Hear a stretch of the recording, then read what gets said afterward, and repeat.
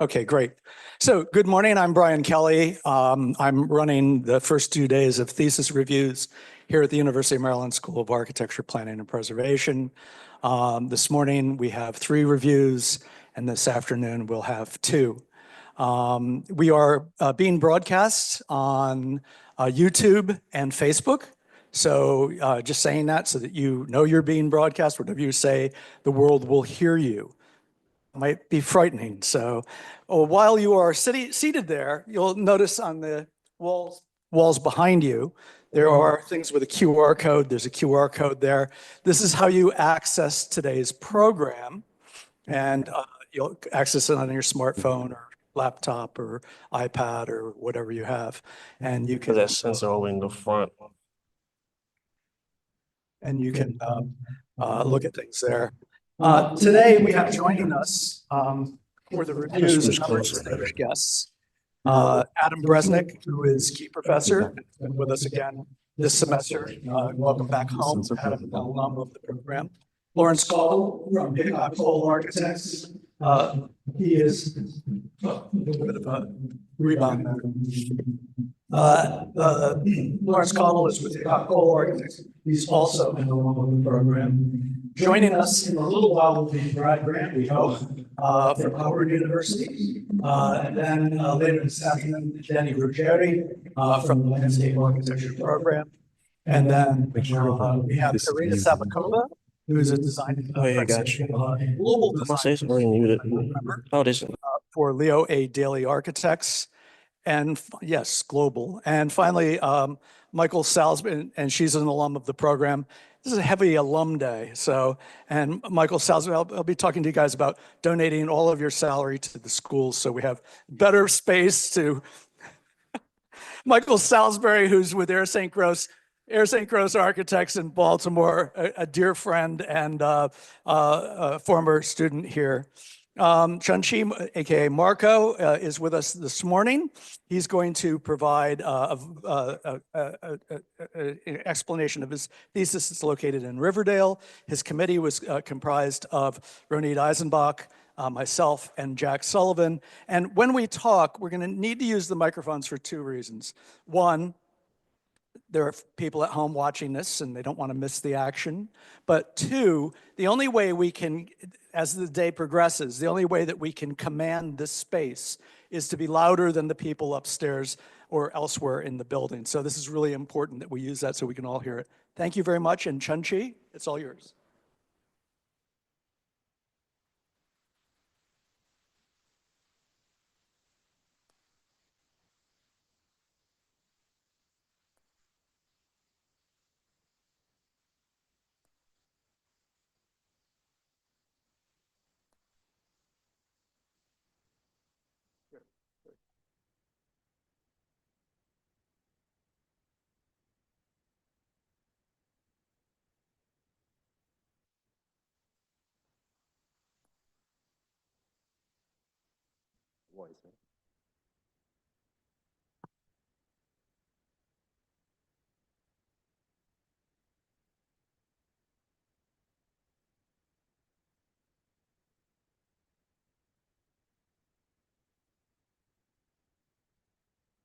There you go.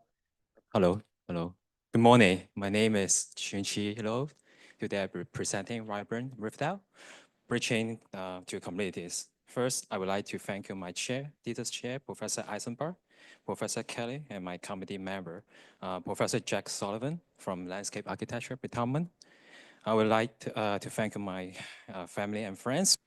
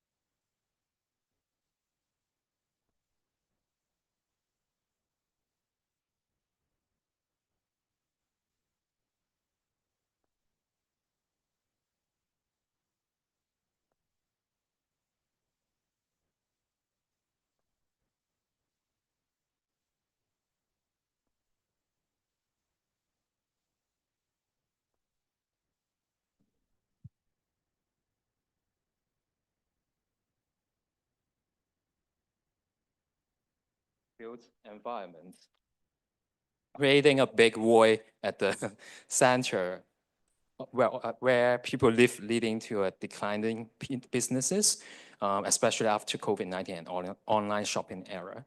The infrastructure is not disconnecting the culture, but also the neighborhood. It's not just a culture being pushed to the edges, but the living environment itself is fragmented. Housing in Riverdale range from single-family home and low-rise apartments, but most of are small scale and single use. Brick facade dominates, sidewalks are inconsistent, and public space is minimal. Daily life depends on driving, commuting town to town, just meeting basic needs.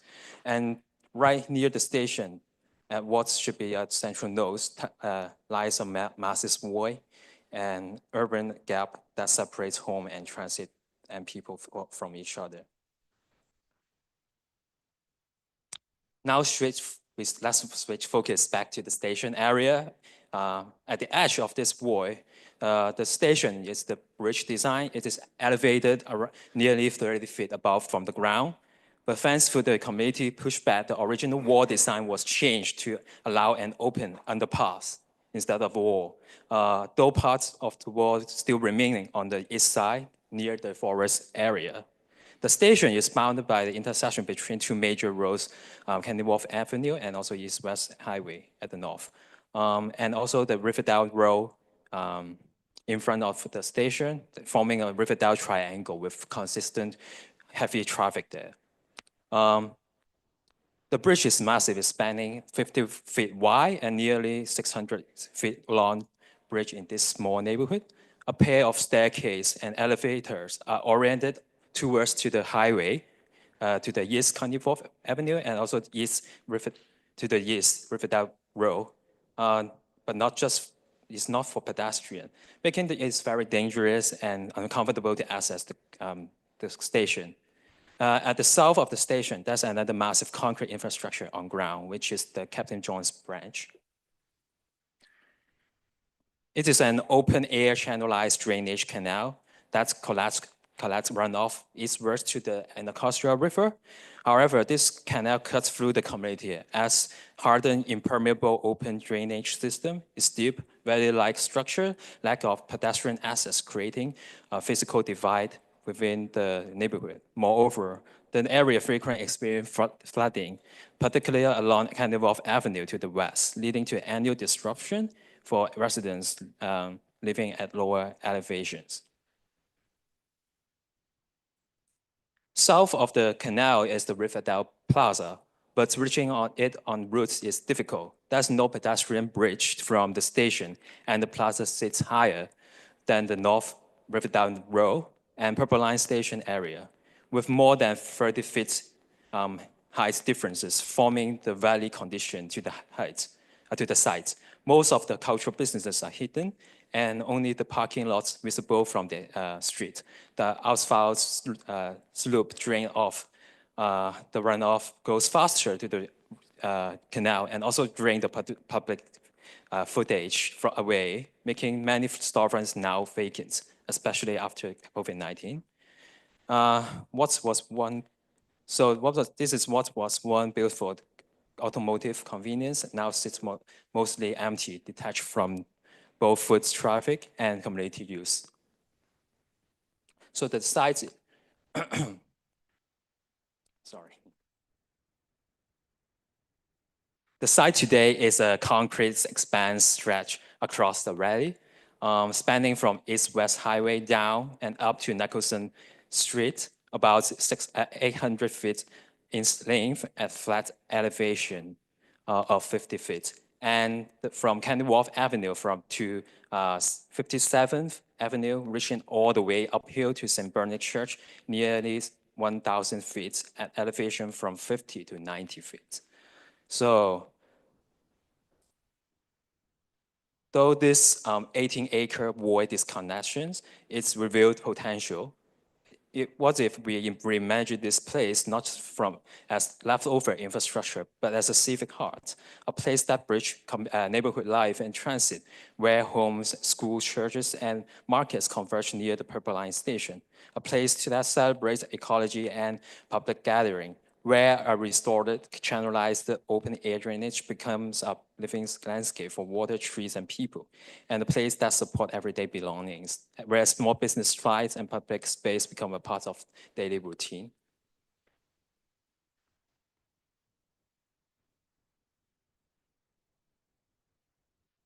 So here is the conceptual diagram showing how we imagine this community heart shaped by the energy of the surrounding of neighborhood. It become a center of connection, drawing people from all directions with programs rooted in their everyday life and identity. This is a plan reclaimed as a vibrant community heart where the three major spines converge. A cultural spine connects Candy Wharf Avenue small businesses to the eastern neighborhoods and church. A green spine restored the canal into a living stream like a forest, linking the forest and town. And also the civic spine, beginning at the Purple Line station, now reframed as a public gateway. Today, these spine weave people, ecology, and culture into a shared center, inviting residents to explore, gathering, and belong. So the Riverdale neighborhood has rich diversity, and seeing the world holds endless potential to come alive. So this collage you're seeing here is a piece of memory together of diverse spaces around the world, collaging them a town along the water edge, connects public space at human scale that people can navigate while reflecting the rich texture and rhythm of the community through varied buildings form. It's a celebration of what this kind site can be. It also set up a backbone of the new site plan. The backbone is to make the place walkable by creating two sets of 230-foot walkable grid with a line with the threshold and also the existing neighborhood and street grid to create connection. However, they are not always laid out well for the pedestrian, especially the Purple Line station staircase pointing to the highway edge. So that is now it is great to create a new and safe central access by adding a new pair of staircase to separate the access towards the community heart. So other than the central access, changing the the grid that's parallel to the control line will be great for pedestrian experience and also slow down the car traffic and making the slope with, especially at the south of the site, the slope with 33 differences make the grid to make the grid into more adaptable to the existing control line. The walkable grid shifts follow the topography, slowing the car speed and improving the pedestrian comfort for this walking along the contour. Also making the pedestrian experience even safer. Learning from the Barcelona Superblock model, the master plan we organize the circulation and prioritize pedestrian and cyclists at the course, spanning across the canal, opportunity to reveal the water to public as an amenity, and cars are routed along the perimeter.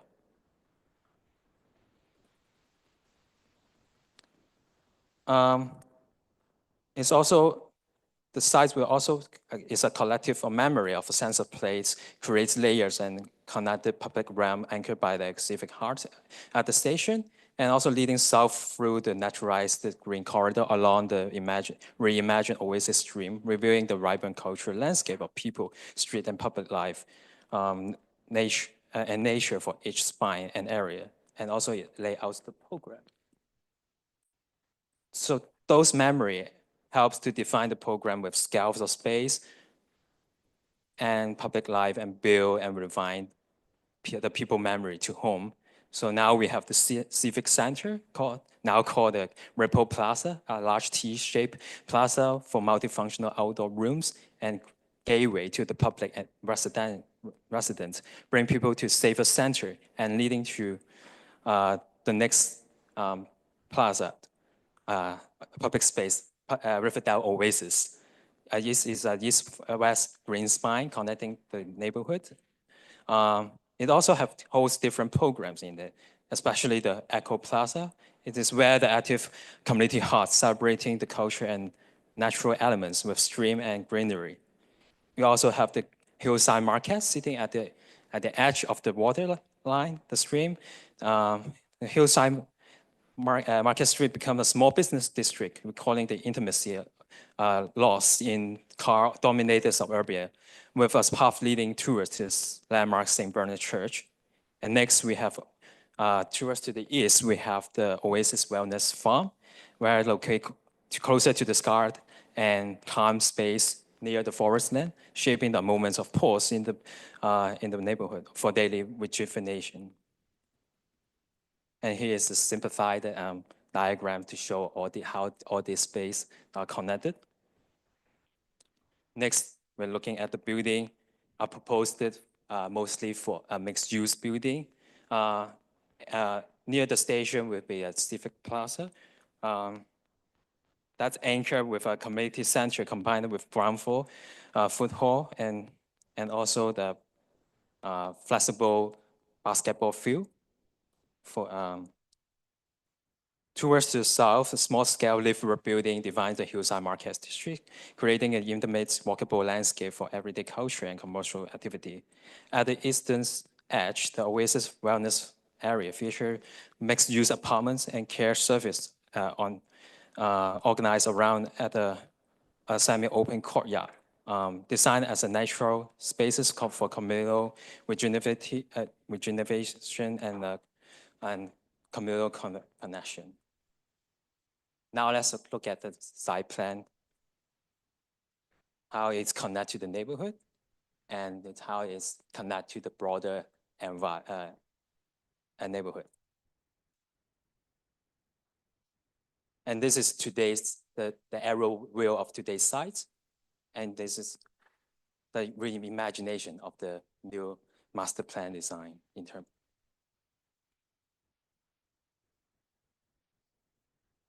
So imagine you are coming in let's go through a quick tour of all this plaza. And this is the view when you arrive from the Purple Line station above the ground, 30 feet. And we will arrive to the new central spine of the Riverdale Ripple Plaza. And the Ripple Plaza introduced the warmth of people gathering trees and communities into area once dominated by the cold concrete infrastructure. And the plan features 3 northern entries. The mid one is the new one with the new escalator and new curvy ripple light benches and water fountain, and hence the station access from the high-speed highway, creating a smoother flow from the northeast corner and emphasize the central pedestrian axis.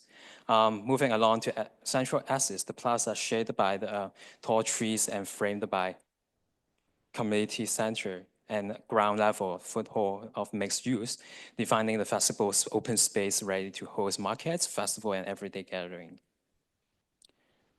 So if you are a resident entering from the northwest entry from Canterbury Avenue, this is now painted in bright color to celebrate the entry. As you move inward, the music begins to fill the air, and at the northeast edge of the plaza, the stage becomes as active on weekend, and your sound.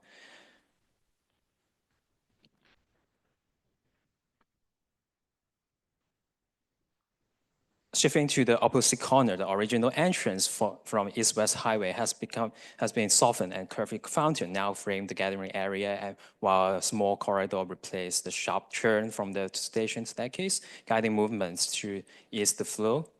As you move through the series of green space, you begin to see more activities visitors arriving and leaving via the new escalator, kid playing at the interactive fountain, and curbside news bus pulling into a new stop. Continued south towards the central axis, the flexible space open to farmer market and food truck events set beneath continuous row of trees on either side, community center, and the food hall frame the colorful small town scenes in the distance.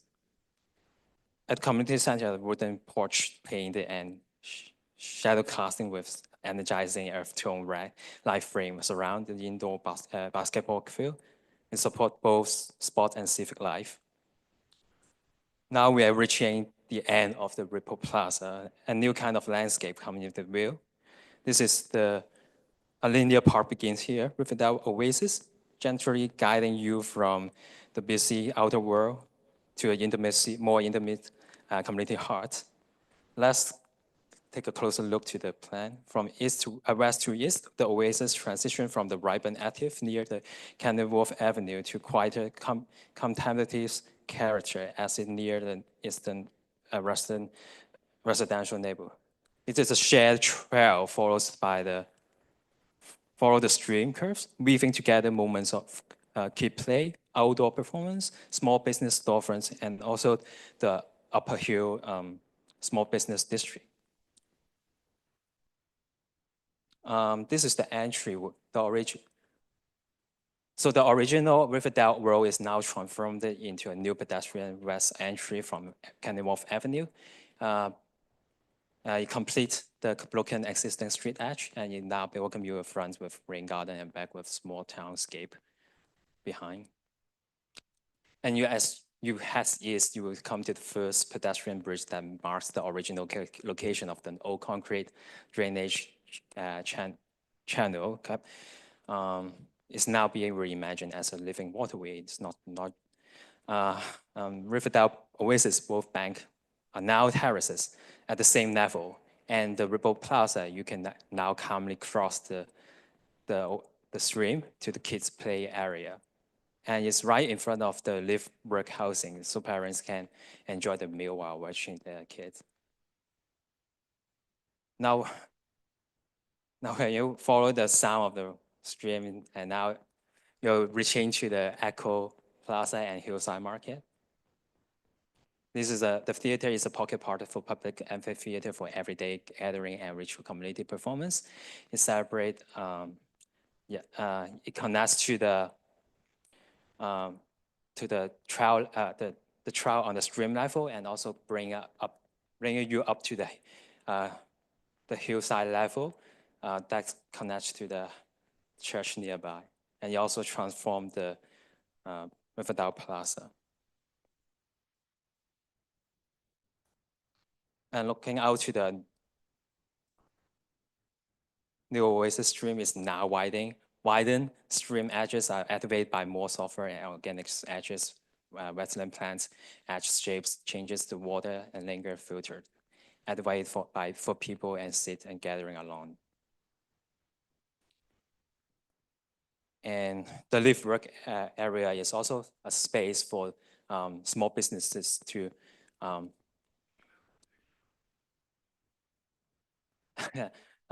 it's also a place for small business to celebrate the culture, and it will be more affordable in smaller scale and more human scale. So you provide a better view than the existing concrete canal to pair with your food. So during the night, the ceremony staircase, it will be turning the multiple use event spaces to inviting people to come in and to do some performance. Maybe like the performance, learn the skill from the nearby community center, and then they can move the stage outside to enjoy with the public. And a couple step up to the hillside market on the uphill level. It will be a vibrant human scale small business district that celebrate the access to the church.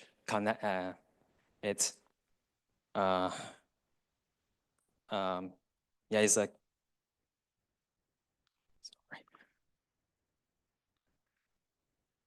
sorry.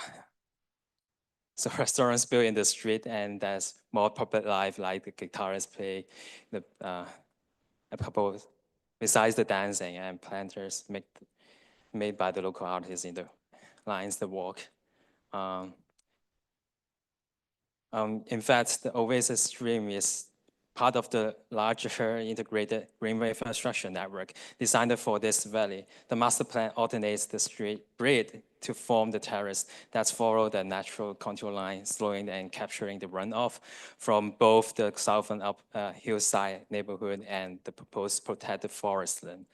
This runoff is filtered through a series of green systems, bioswale, rain garden, and steppe landscape, before reaching the widening naturalized stream corridor with permeable surface and constructed wetland. We have seen the Ripple Plaza, even the civic space of a dual road beneath its permeable paving lies additional underground retention basin designed to have extra shield for future passenger and neighbor from the impact of 100 years of flood events. So let's check out the last part of today's tour, the Oasis Wellness Farm.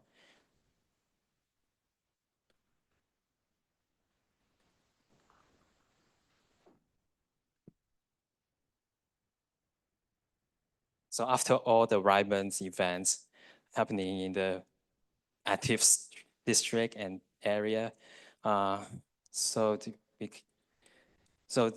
the wellness farm is a communal farm that is not just an amenity that's for the neighbor, but it also have terracing with the wetland and soften the edge. And it has also had a semi-open courtyard that bring with the constructed wetland farming that bring the people with the enjoyment in farming, but also protecting the water line on the canal.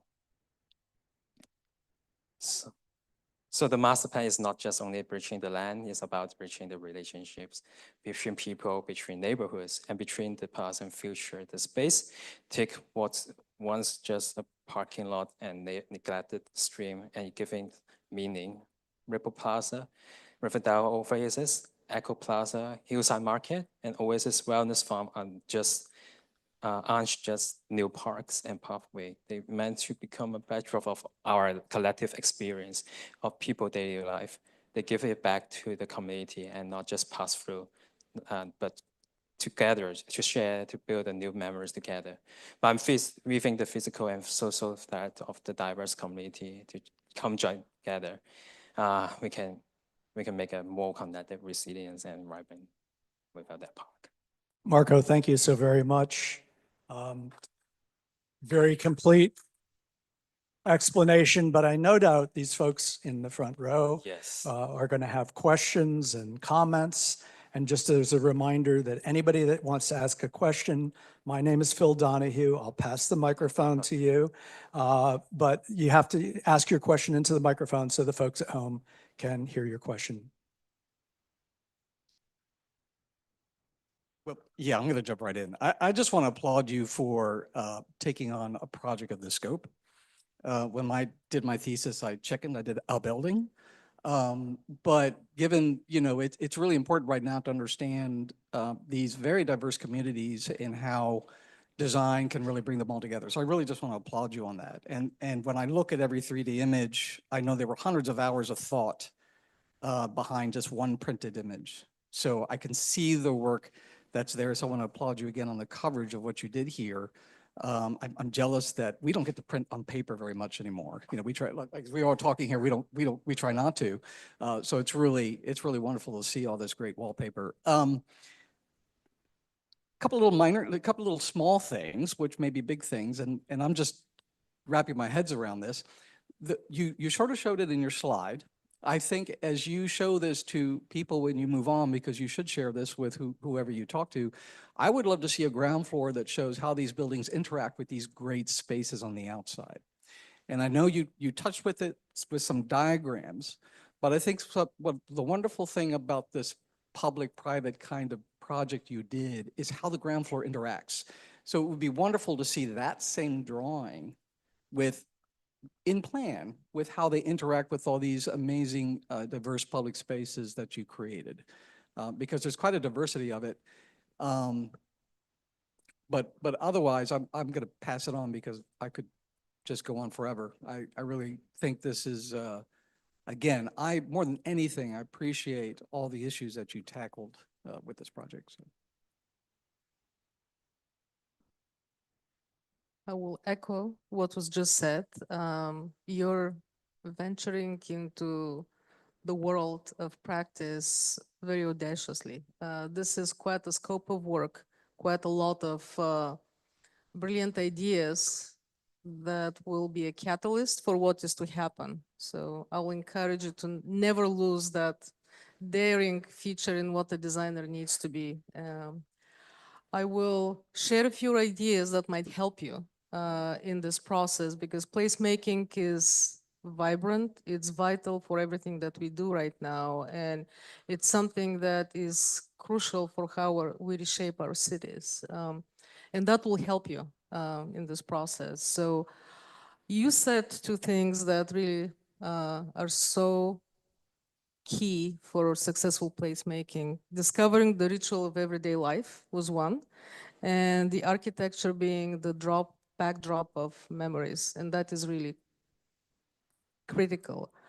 I will encourage you to very carefully transition scales, and that echoes to what was just said in terms of once you establish the mix of uses and the grid that will be the framework of how you successfully weave pieces, larger blocks and smaller blocks of what you will discover at the next stage, think of how they interconnect. Building mass is usually a pathway that connects everything else. You have to, as a master planner and a placemaker, you have to set the stage of how this interconnectivity continues through. Because otherwise, you might actually stop the energy from happening. And that's really critical. So I was looking at the larger masses of what you described as a mixed use. It will be good to create the graphics in your analysis of how the spaces and the pathways that you have created are interconnecting with the internal spaces and continue the path of community. That will help you break down the scale of these massive elements, because you as the designer need to be setting the stage of how this needs to evolve forward. I was wondering how you actually found the uniqueness for each one of these demographic groups and the cultural references and nuances that they bring. I commend you on the fact that you're looking at patterns and color and something that will bring community in place in the sense of belonging. I will encourage you to take it to a step further. I keep looking at view number 3, the Ripple Plaza. You have a vast expanse and you're transitioning the scale to something narrower, which is perfect. Don't shy away from actually showing those urban living rooms, the outdoor scale within a scale, because that gives you the vibrancies. People do not usually like to sit on very long benches without any separation. You need to create the sense of comfort within the bigger scale. Transition those pathways and patterns in the opportunity. And the last thing that I would like to suggest to you is really focus on the farmers market. This is what gives you life. This is the reason why people will come and then will know the place, and this creates the sense of community and the permanence of community. Think of, you have suggested placement, and I'm looking at this large drawing here, number 4, I believe, is that shows a view into the farmer's market. Look at the not so exciting at first, pure pragmatics of how farmers market works, how these people bring their produce and all the goods that they'll be selling, all the other needs, and then you'll realize that you have to have a back to what this enterprise is, and that might give you clues to how to incorporate this and how to transition it very successfully. But fantastic work. You've gotten to quite a level of detail. So congratulations. Thank you for your presentation. To echo what Karina was saying, you've created kind of a lot of public-private realms in this, and you mentioned a connective tissue in your presentation, coming from obviously we can see where that the main public realm will connect at the purple line, and a lot of time that would be to the community center or the farmer's market. So showing that path, if you can see that from the overhead view, from the aerial station from the bridge, if that path becomes apparent, then it protects the private realm from people not really knowing what to do. You want those view corridors, you want those connections to be visual so that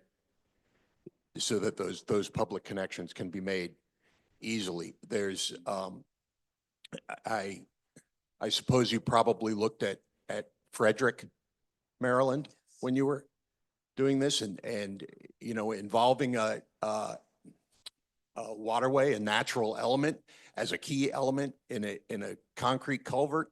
There are times when that's maybe not going to be as nice as other times, and your community relies on it.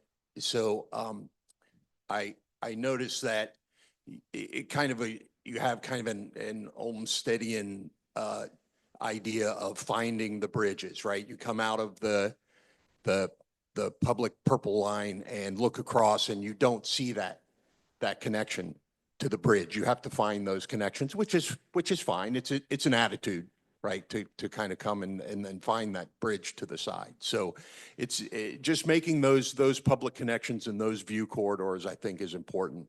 And then the other thing that I was focusing on is all of these large scale buildings have orientations, and particularly the private connections, and not everything is always going to be a wonderful axis, and there are going to be places where you can kind of make more private and separate that public and private realm.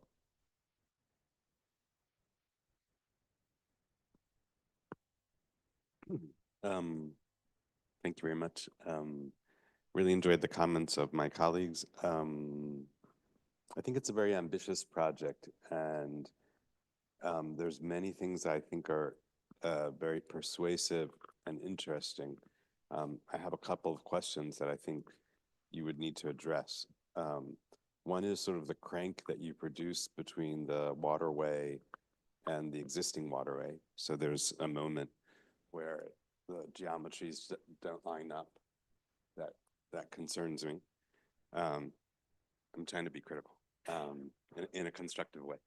And then you use as a design strategy symmetry, which I think is really interesting and appropriate in moments like, the symmetry with the station, or this symmetry which comes down and focuses on the tower of the church, which I think is really brilliant.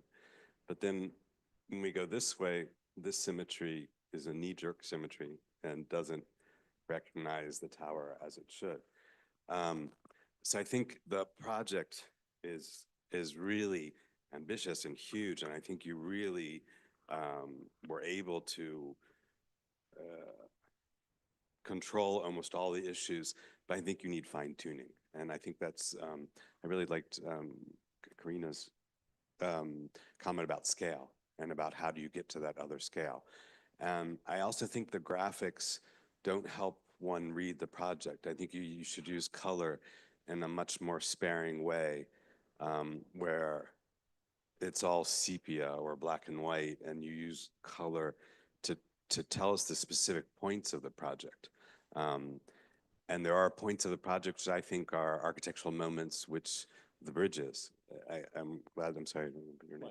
Mike also pointed out the bridges. So it seems like, I want to design this bridge, and then the pedestrian bridges as well. So I think I think you've identified all those elements, but I kind of wish you had a catalog of all those elements, which I think you know that they're there. I mean, you've identified all of them, but I wish they were sort of listed out in a clearer way.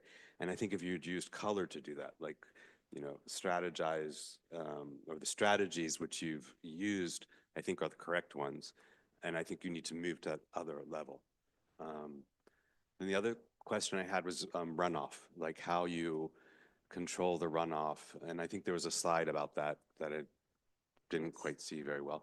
And also parking. I guess that would be my other question, is how you handle parking. Underground. So I just assumed that it was parking under all the buildings and that would solve that. But I wish there was like an acknowledgement, or the kiss and ride, like, how do you drop off people, and how does, and then the last comment I would make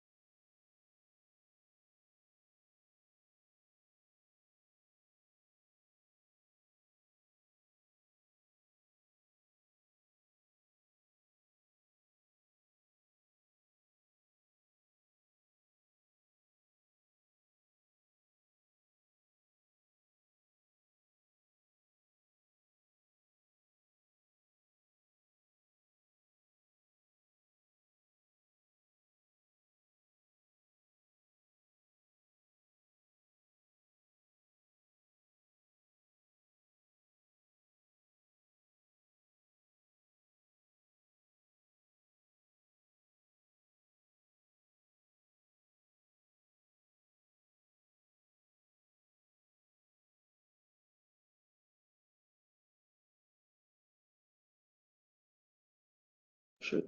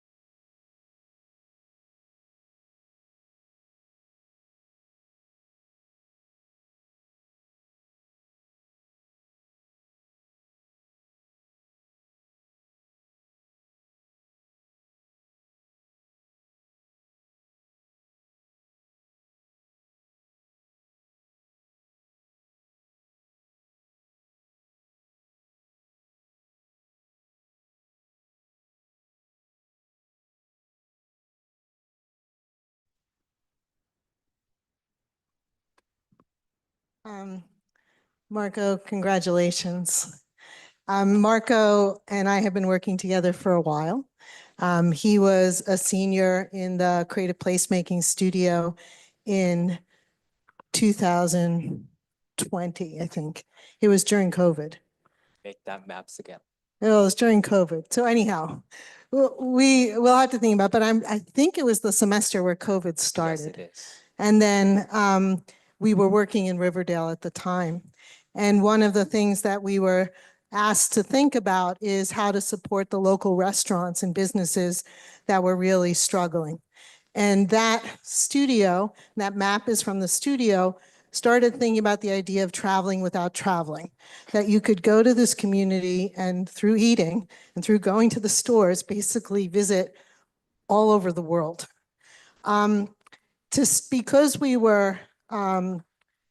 Because we were, I should stand here, I guess. I'm trying to think about the camera, but because we were not apart, I started the studio by having the students work in pairs and sharing with one another where they came from, how they got here.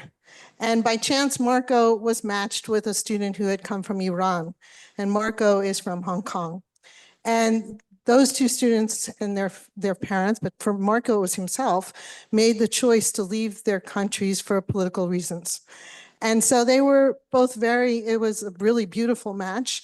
And so the idea of being someone who carries a culture with them has been really part of who Marco is and how he's been thinking for a long time. So when we started in this project, it began in Hong Kong, but always interested in the idea of placemaking and the vitality, thinking of the vitality of the city he was from, and wondering where that could be here. And the other thing that I think is so, so beautiful and offers an approach that I hope we'll use in the future as a community is the idea that all of us, especially those of us who've traveled, those of us who are from different part of the world, carry with us spaces in our mind, places that we compare the world to or we don't. And that collage that he did, which is next to the map from the studio, is the dream that how could you make a place that is welcoming to this community of people from all over the world?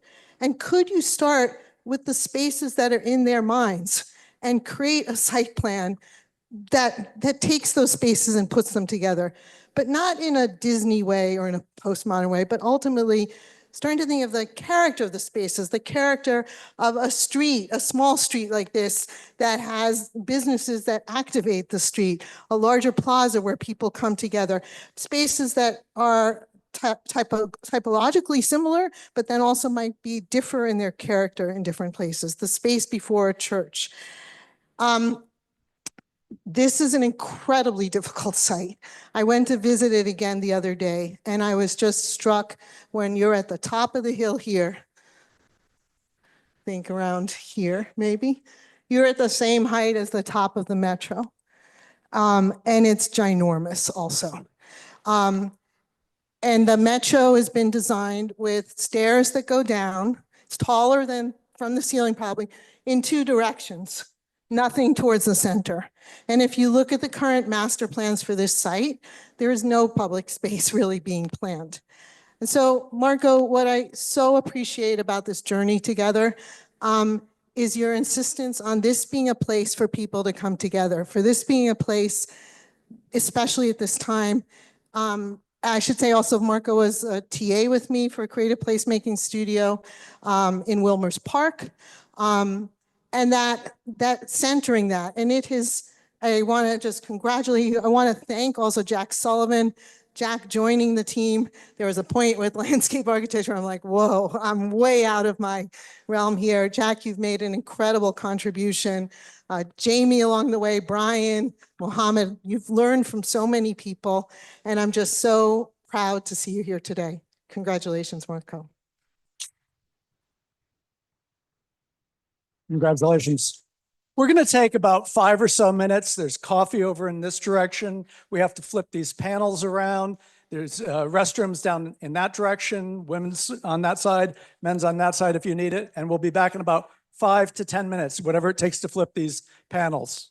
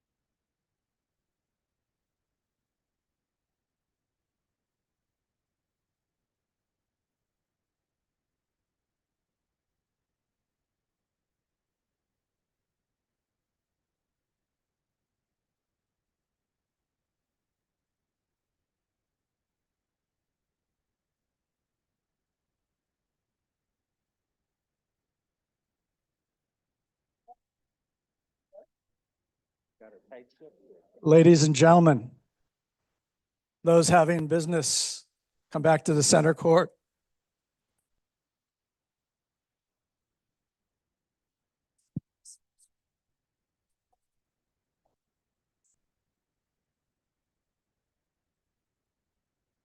Once again, for those of you that are just arriving, you'll see posted around the great space, there are QR codes that'll link you into the program for today.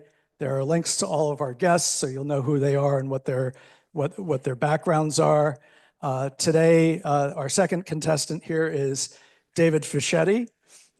His chair is James Tillman. Other committee member is Professor Michael Kleiss and myself. And he's going to take us out of this world, literally. Literally. Thank you so much for being here. I just want to begin by thanking my committee, my colleagues, and kind of everybody that's just helped me throughout this process. As you can tell, it's very different from a traditional route, but that's kind of what the point is here.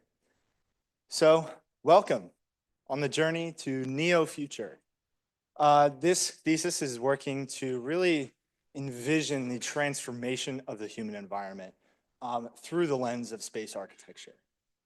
And the primary mission here is to tackle the question, how will architecture promote sustainable human-centered environments that enhance well-being and resilience, both here and in space? So in order to tackle this question, the very first thing to think about is, why would we want to do this? Throughout human history, we've always had a fascination with the cosmos, and maybe that has to do with our innate desire to explore or to uncover mystery or just to learn more about the world around us. But since the ancient past, we've always looked to the stars for some bigger meaning. Some people think of it as a religious meaning, some people just think of it as a way to gain knowledge. But throughout history, we've accrued more knowledge and interest into the cosmos, and it's seeped really deeply into pop culture nowadays. And even now, we look to the future to missions that will potentially put humans on other planets. Now, when considering putting humans on other planets, it is important to not only think about the knowledge we accrue, but how we can bring that knowledge back to Earth. Currently, we deal with a lot of issues with sustainability on Earth. We deal with issues with resource management. We deal with issues around pollution. And all of these kind of things are problems nowadays, but with space habitats, these kind of things are completely unnecessary and are actually detrimental to the mission. So within space habitats, it is necessary to include closed loop systems, modular construction, and efficient resource utilization, all things that we could definitely benefit from here on Earth in order to make our species more resilient. Now, what kind of platform would we think of something that would allow for this kind of innovation. This is the proposal exactly. Astria, the Astral Innovation for the Advancement of Humanity. This acts as a school for an interdisciplinary innovation and global advancement effort that brings people from all around the world, students, mentors, anybody that is interested in a specific topic and wants to add more to their human environment. The school puts their mentors and students through a diverse journey that allows them to interact with each other, hoping to create innovation through interaction, through many different collaboration efforts with different disciplines. The emphasis is, of course, on that interdisciplinary work. And in this work, it is inhabited with a working, living, and learning environment. Now, the main idea here is not that we're going to go further into space and leave Earth behind. The main idea here is that we're accruing knowledge that then can help us on Earth and us as a species to be more resilient. Now, the overall Astria journey is meant to be one that is reflective. It is meant to be one that is eye-opening and in changing of a mindset. On this journey, it is a 2-semester path where the first semester is around Earth, our home. In low Earth orbit, the Astria community spends 15 weeks just about in orbit, observing the Earth and sharing its resources. It begins by launching via Starship into the orbit around Earth. The boosters separate, leaving behind the acceleration into the atmosphere. And then we are then docked onto Astria, and we enter into this environment where no longer are we divided with geography or who we are as a people, but we are as human. After spending 15 weeks here, we learn how to collaborate with each other and to use the resources that we have efficiently. And then after those 15 weeks, we launch to our journey to the moon. Now, going to the moon allows us to kind of observe Earth from afar, and it really allows us to reflect on what it means to be human and the fact that we have this very precious home in our solar system that we need to preserve. Astria's community is made up of 144 people. Now, this community is chosen specifically, this number, because of Dunbar's number, which is a theory related to creating stable one-on-one relationships with people. And Dunbar found that 150 people was the sweet spot in terms of that. And it's all broken down into various groups, co-living, squad, congregation, and constellation. This was heavily utilized within the design in order to break people up, but also keep them in tight-knit groups. Astria's community consists of a various amount of backgrounds: architecture, engineering, manufacturing, mechatronics, agronomics, and art. All of these working together to potentially come up with innovation that furthers humanity. Astria's program consists of various spaces that each pertain to their particular module within the overall puzzle of Astria. These modules are named after the neuron within the brain, as I really wanted to emphasize the fact that this is a method to facilitate the transformation of people and the information and knowledge that we have. The kind of synapse module, which is around the periphery, you can see over there in the section perspective as I'm pointing to up here.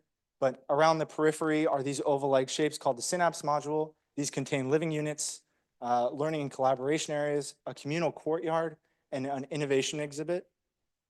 The terminal units, or the terminal modules, are kind of the joining pieces for all of the modules. They basically consist of docking ports that when this community is not spinning, which I will get to in a second, there can be resupplies happening on board. And it's also this transitionary space between different communities. Now, the axon module is kind of the spokes going to the center. This space is primarily for research, for facilities management, and also a little bit of collaborative work areas along with mission control. The reason why the research areas are located here is because there's actually a varying level of gravity as you go towards the center. And the nucleus module, which is in the center, is the social and event space. This is the space that everybody goes to at the end of the day in order to reconvene with the community and share what they've learned with each other, and potentially bring that on to the following day. Now, I talked about gravity, and you're thinking there's no gravity in space. But really, the way that this community works is by creating gravity through centripetal force. So what this community does is it spins about every 16 seconds, it makes one revolution. And this is a pretty large community, so that may sound really fast, but when you're at a 210-foot radius, it really isn't that fast. And when you're actually out there, and it does feel like 1G, but then as you go towards the center, you start to feel this weightlessness. And there in the nucleus module is an event space that allows you to celebrate this sense of weightlessness. Now, life on Astria consists of a lot of different methods of circulation. Physical circulation, annotated here around the kind of very circular shape and then going towards the center of the nucleus. But really, this circulation is meant to facilitate the circulation of knowledge as well. So these spaces really act together with the physical circulation in order to facilitate that knowledge. And in order to really tell you about this, I think it's important to go through a kind of day in a life of somebody that lives on Astria. In the morning, you kind of wake up inside of your home module. Here, your Alexa or personal AI can greet you in the morning, turn on your lights. If any of you own Alexa, you know what I'm talking about. But you also kind of have this companion with you at all times. Even though it's not human, it's still this social interaction. And it's also very personable. This space is meant for people to kind of express themselves, and while also containing a very efficient design that is very inspired by the Nakagon capsules in Tokyo, Japan.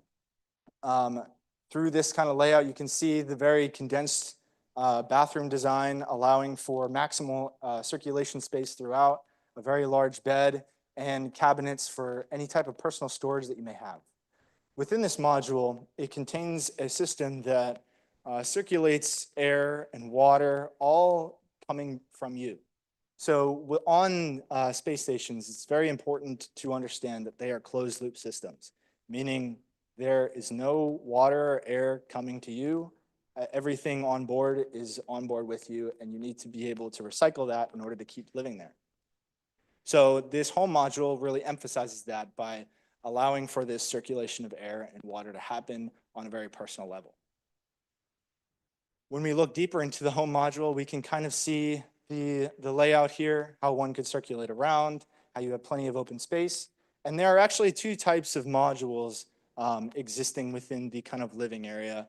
And that is the home module, but also the the collaboration module that allows for people to kind of aggregate together in small groups and kind of collaborate together in a very intimate space. Now, looking into the overall courtyard of the Synapse module, you can see this is a space where a lot of activity can happen, along with each person getting their own porch where they can grow their microgreens that allows them to feed themselves throughout the day.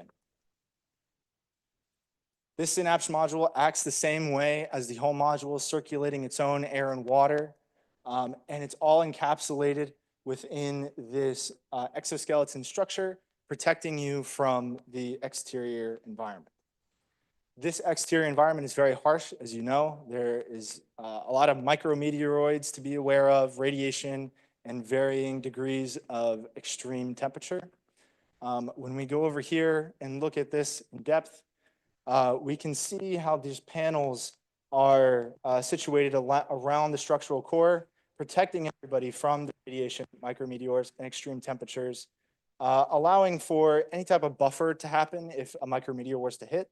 And also this multi-layer insulation allows for the protection against radiation and extreme temperatures. Now, as we move away from the Synapse module and we begin our day here on the Astria community, we go into the terminal module. This terminal module is a place where people pass by each other all the time and are really just in passing, get to appreciate who's there, but then they can congregate to then go up to their specified axon module, which is where each one of the disciplines aggregates in order to come up with innovations within their community. You can kind of see here, as this is the joint to all of the modules within this periphery area, connecting all of them together in this strong zone. Now, one thing to point out is in order to generate gravity within the Astria community, it is important to know that it's not just about strapping rockets to this thing and allowing it to spin. It is more about this propulsion of using gyroscopes, all happening in perpendicular directions. That way, it is the most fuel efficient. You're not worrying about keeping a constant supply. It's mainly just energy, which thankfully, because we are out in space, we can collect a lot of that via solar array, which you can see as we look at the overall section here again. You'll see a better view of that once we get to the nucleus module. But as we go into the axon module, again here, there's an envelope around this structure that allows for that protection against micrometeors and radiation. A specific process located at each ground level of the spaces here that allow for utility management, the filtering of water and air, allowing that to not only be recirculated, but it's actually technically cleaner than the water that we have here on Earth that comes through our tap. So, just keep that in mind when you think, astronauts, they drink their own pee, but it is cleaner in a way than the tap water that we drink right now. Now, the axon module contains multiple levels, each, as I mentioned before, containing a different level of gravity. These floors facilitate the movement of utilities, which you can see in this kind of axon section here, allowing for these routings of electrical, air, and water to be distributed on each level of the axon module. Now, as we go towards the center of the Astria community, we start to see a shift. We start to see that there is less gravity and we can move more freely. Out here in the nucleus module, we can exist within this dome structure that allows us to freely move around and almost enact in a play together while we innovate. And I think this brings the kind of fascination back to this kind of community. Right now on the ISS, it is not very human friendly, even though there's moments where people can enjoy themselves. There's not really a whole big space where people can really be themselves within an environment and socialize in a large group setting. So the nucleus module allows that to happen across the entire Astria community. Along the central core of the nucleus module are these living green wall tiles that bring a sense of biophilia back into space as we would miss it as soon as we would leave orbit. You can kind of see here through this section that you have this kind of dome structure, not only as you would call above, but also below, as there's not really an above and below out here in space. And you might be thinking, how do you circulate from a gravity environment to a microgravity environment? And you can kind of see here how there's a central core that features a wall. And when thinking about the design of this wall, how do you stop your motion without hitting your head or something like that? And one of the innovations that space made a while back was the invention of Velcro. So having Velcro gloves or Velcro socks allows you to stick to this wall and almost stop your movement as soon as you get out of that gravity environment into this new microgravity environment. Looking closer at the nucleus module, as I mentioned before, there is this kind of double dome structure. And this structure contains a almost exoskeleton that's inflatable that when launched into orbit, it can expand into this large open space so that it is efficient in the kind of cargo hold of the Starship when it is launched. Looking at the nucleus module and plan, we can kind of see these control zone areas that allow for very mission control-like areas, very structured. But then as soon as we go above this into the kind of more open zone, it becomes way more about the experience.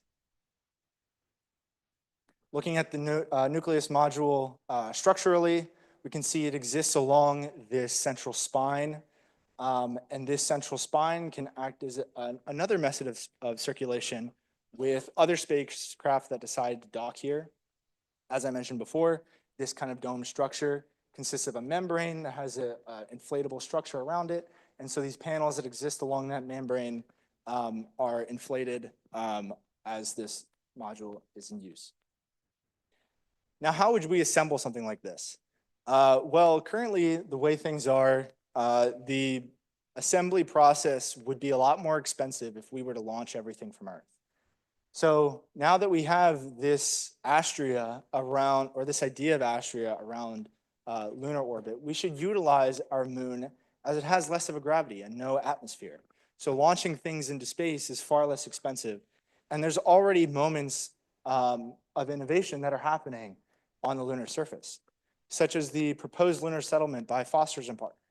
This is meant to kind of innovate in the habitation process. How would you get a habitat built here on the moon? And this kind of goes over that, how you would do it through an automated process with excavating the regolith, processing it, and building the structure before humans even arrive.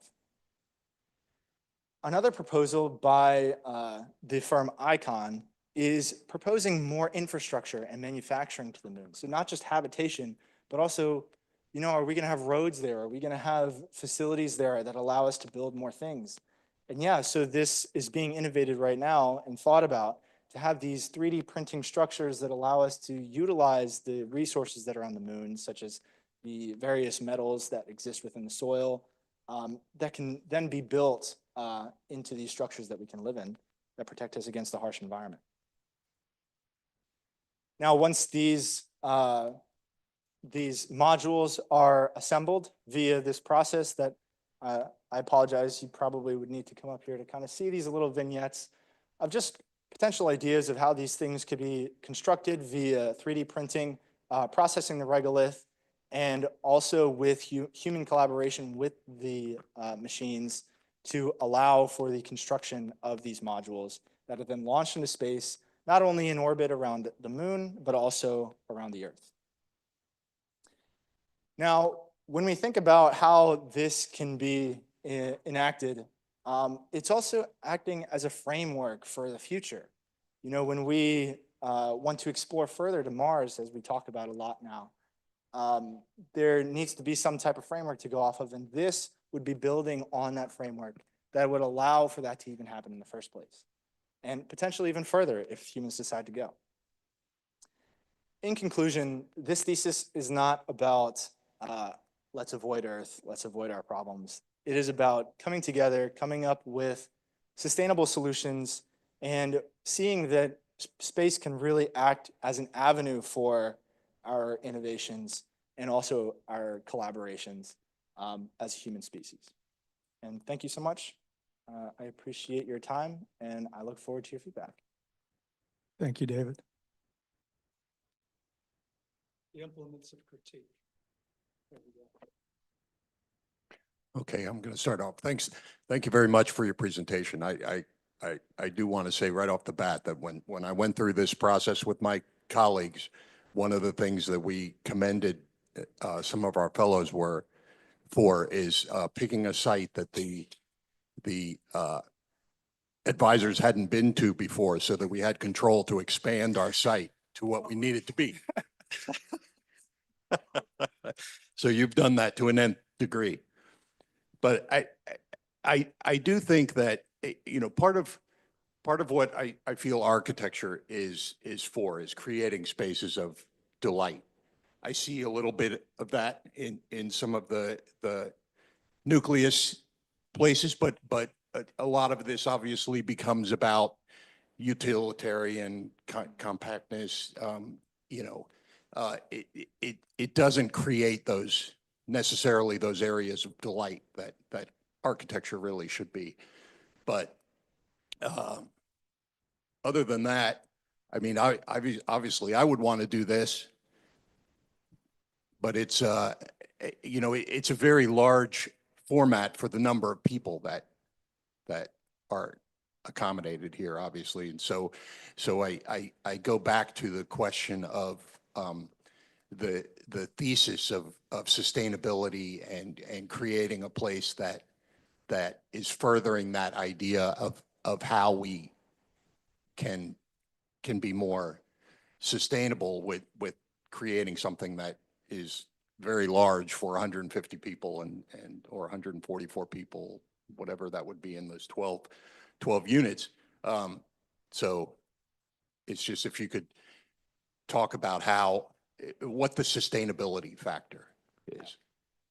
Yeah, so it's interesting. The word sustainability is a big word nowadays. And coming from a background, not specifically in architecture, but I had my bachelor's degree in architectural technology and building sciences and sustainability.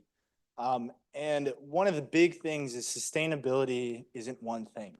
It's not, you know, having solar panels. It's not having a green roof. It's, in a way, it's a mindset, and it's an act. Whenever buildings are built to be sustainable, sometimes it depends on the occupants to actually make it sustainable.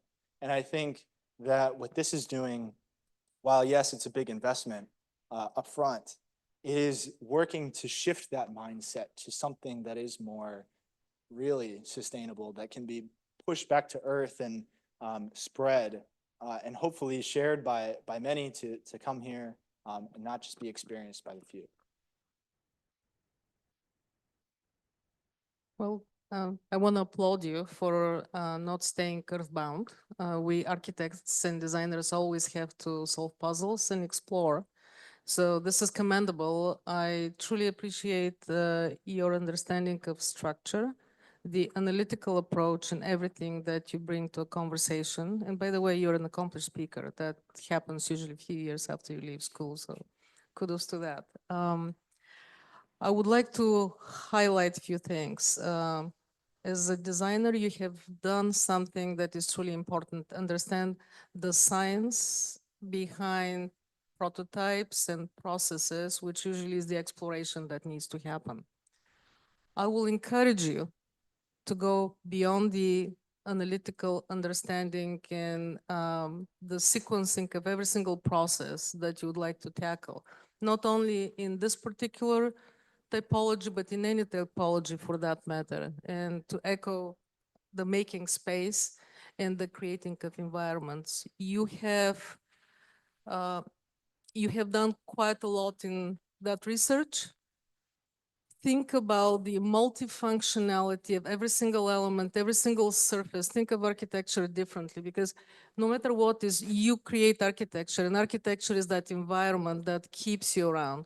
Look at the living spaces, look at the spaces that are part of the synapse and all these organizational units.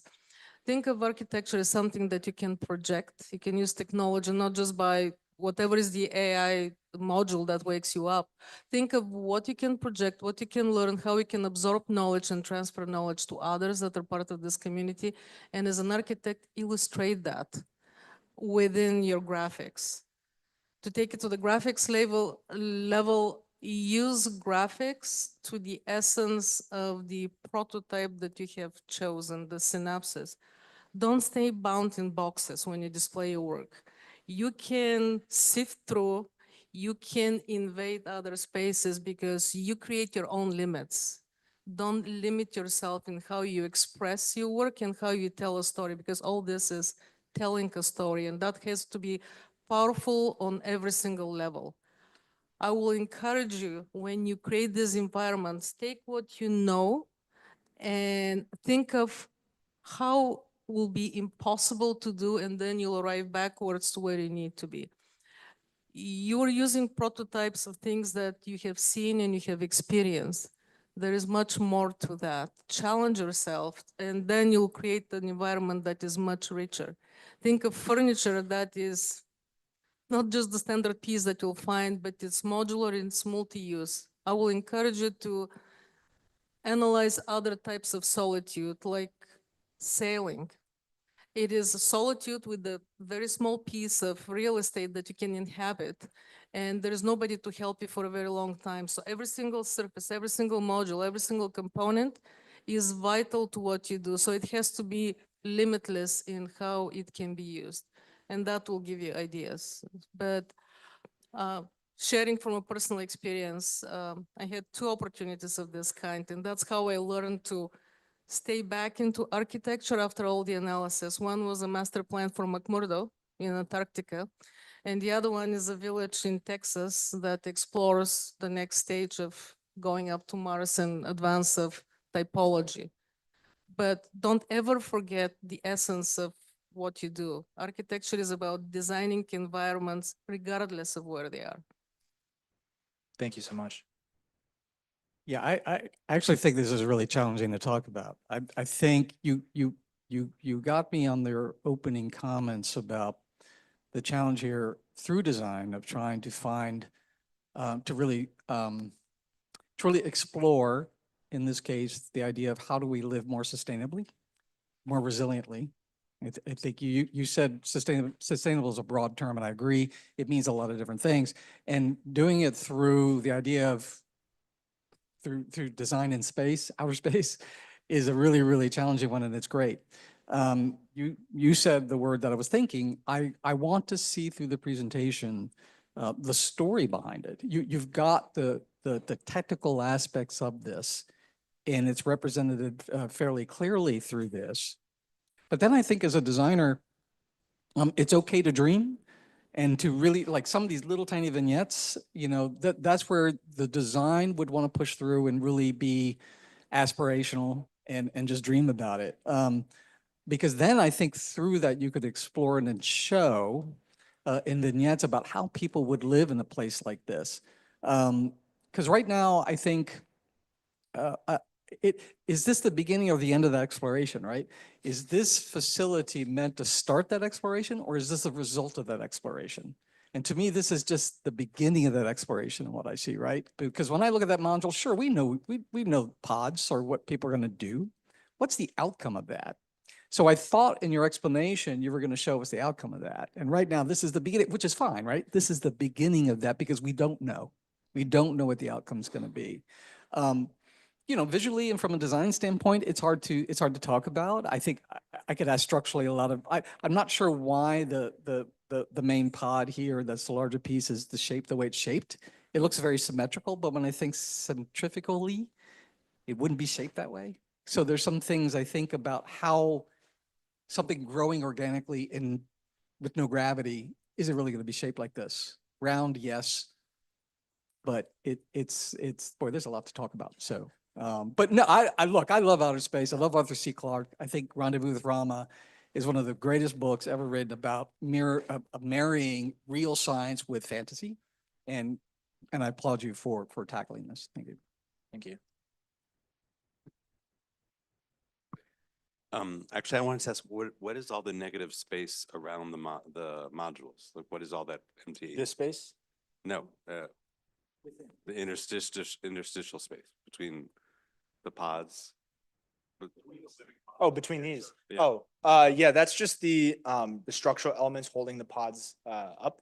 As I really wanted to create a very efficient stacking that also accommodated for this concave floor, because this is a very different challenge that you're not working on a flat surface. We're so typical to buildings with a flat floor, but in this environment with gravity happening, all pointing towards the center, a unique stacking had to happen, and that those particular shapes of the modules were the most efficient, and then creating very strong members that allow for that to be supported to the surrounding frame.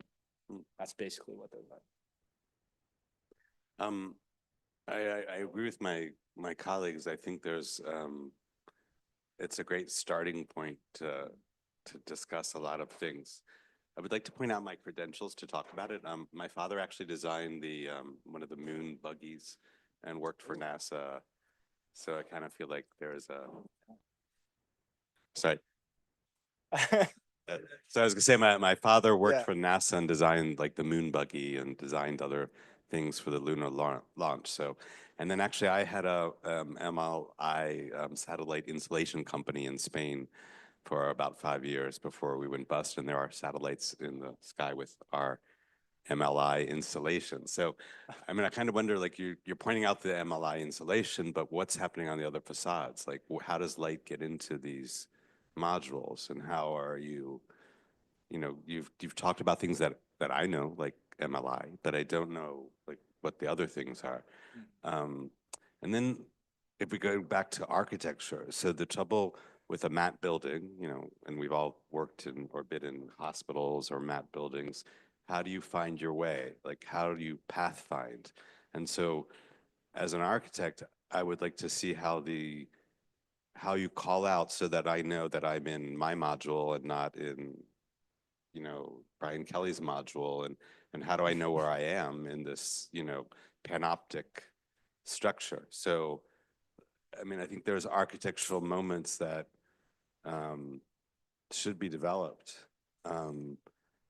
So while I think it's a really fascinating and great, like where you've gotten to, you raised a lot of other questions, at least in my mind.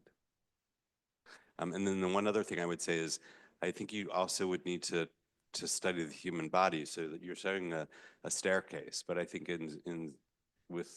think there's 1G at that point in the project, but what happens when you don't have 1G?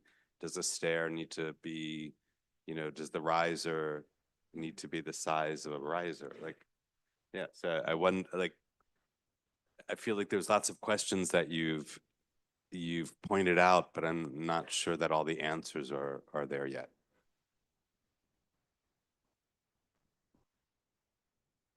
This is a question that came up several times, and I'm not saying this as critique, David, to you, but I'm saying it because there's a fair number of people up here that those kinds of questions that you bring up and that Lawrence brings up are things that are beyond the scope of any of the committee members.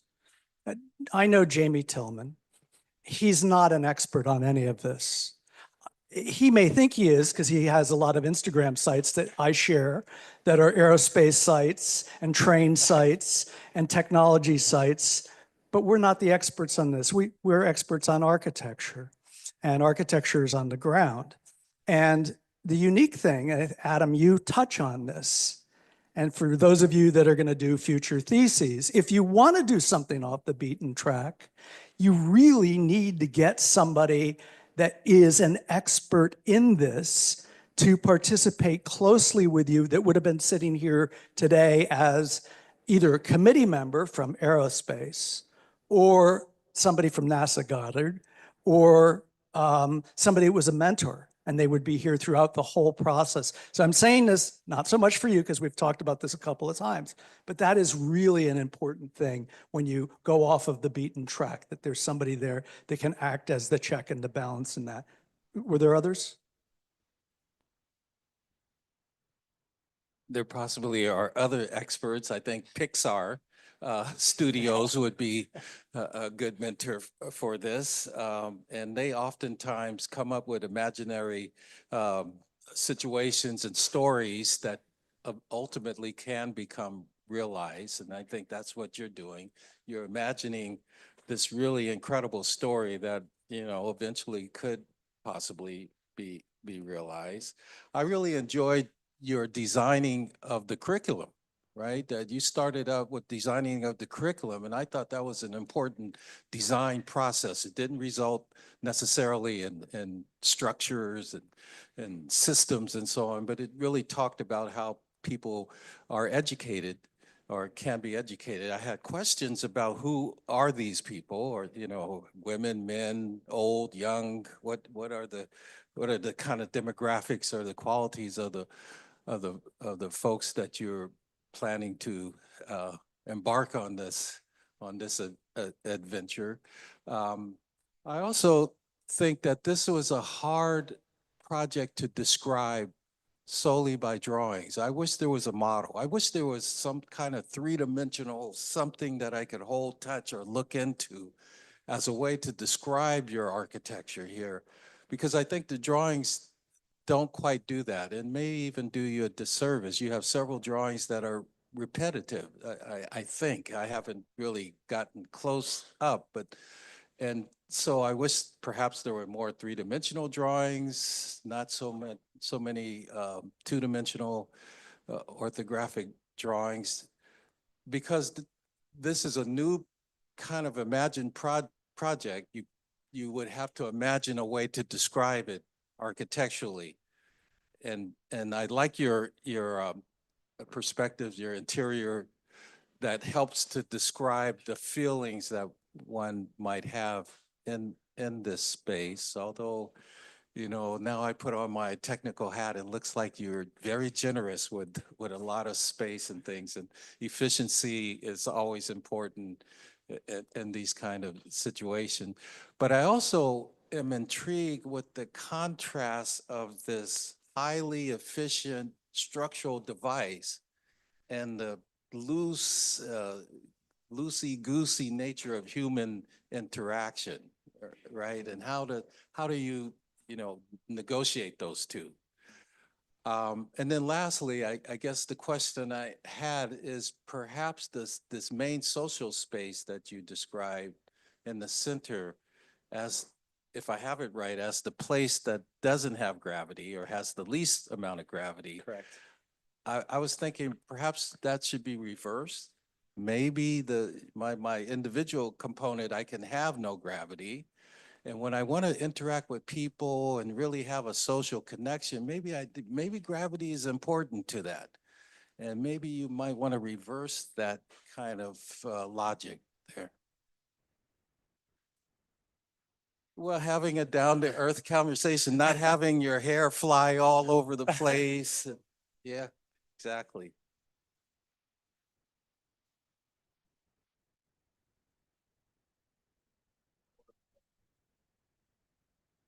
Actually, I really like the graphic that you showed. Actually, it's in the first panel about the history of humanity, but I think the project would have been much better with a precedent study of similar structures that we've all seen in movies and through NASA or Popular Mechanics, and just a sort of brief precedent study, I think, would have made the project stronger as well. I'm going to just let everybody know, the one thing that you and I figured out was that 2001: A Space Odyssey was bogus. That the space station, which was an orbiting wheel, they show one part of it finished and creating artificial gravity. And they show another part of it under construction with people floating around, spinning with elements, stick-built panel, flat pack stuff, which would have been subjected to the same centrifugal force. So we've proven that that image is wrong. And Stanley Kubrick is going to have to go and confess to the new Pope. Okay, so I was David's chair, and a couple of things. David, I want to commend you on this journey because the journey, the chronology of the journey roughly corresponds to the cycle that you're talking about. So if you're interested in sort of the scale of time and experience, you might consult your own thesis project. But a couple things you mentioned, credentials. Okay, so I'm compelled to say that I led the design team for the headquarters at NASA Langley and the campus conferencing center at NASA. And so I remember being in a room of 40 engineers and talking about the things we talk about as architects, and coming to this realization that what we do as architects is a little bit more forgiving than what the engineers are doing. And it was humbling to come to the realization that if you're not right in your calculations, that people's lives are on the line. But David, I think this conversation has been an excellent conversation. I would put it this way. I think you have brought us to the threshold of discovery. And I think that's in the highest tradition of the thesis. And that is, what is the next great question that comes out of this? And I would say one of the great questions that comes out of this is, what is the net effect from an experiential standpoint for a project like this? And therein lies the difficulty in projecting ourselves.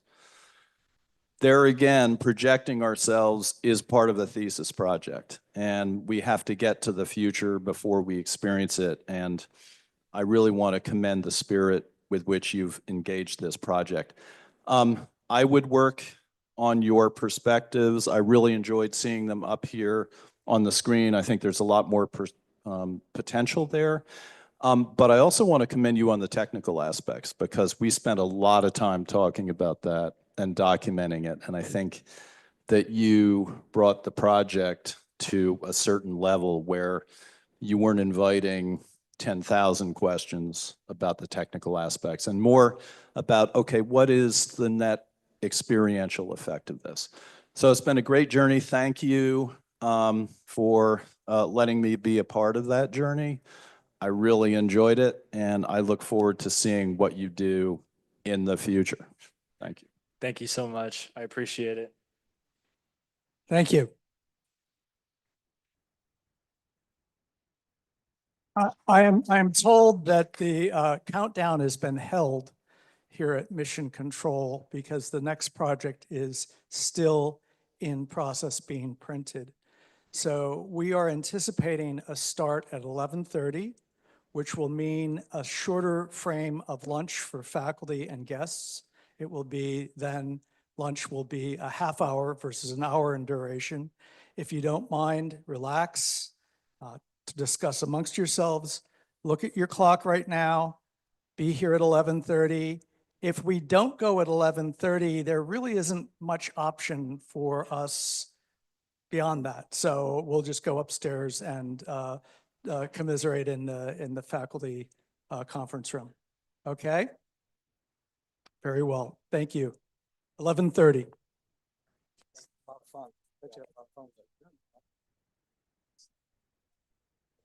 Thank you. Thank you so much. Use non-static tools. You could have created video, you have all the absurd components. It's just, it's a better storytelling. It's easier. And sometimes you can put so much into it. I listened to one of the Again project on an island, talking about. It was the story about art and literature, how it blends in the storyline. You can tell it in about 20 seconds. It's just from experience of storytelling. It's, you have an incredible potential. Don't ground yourself. Yeah. Do not. Do not, because the moment you grow up and ground yourself, it's over for us designers. Yeah, right. Enjoy that curiosity. Oh, Yeah, don't get a mortgage. no, it never happens. It should. I wanted to ask, congratulations. Thank you so much. Yeah.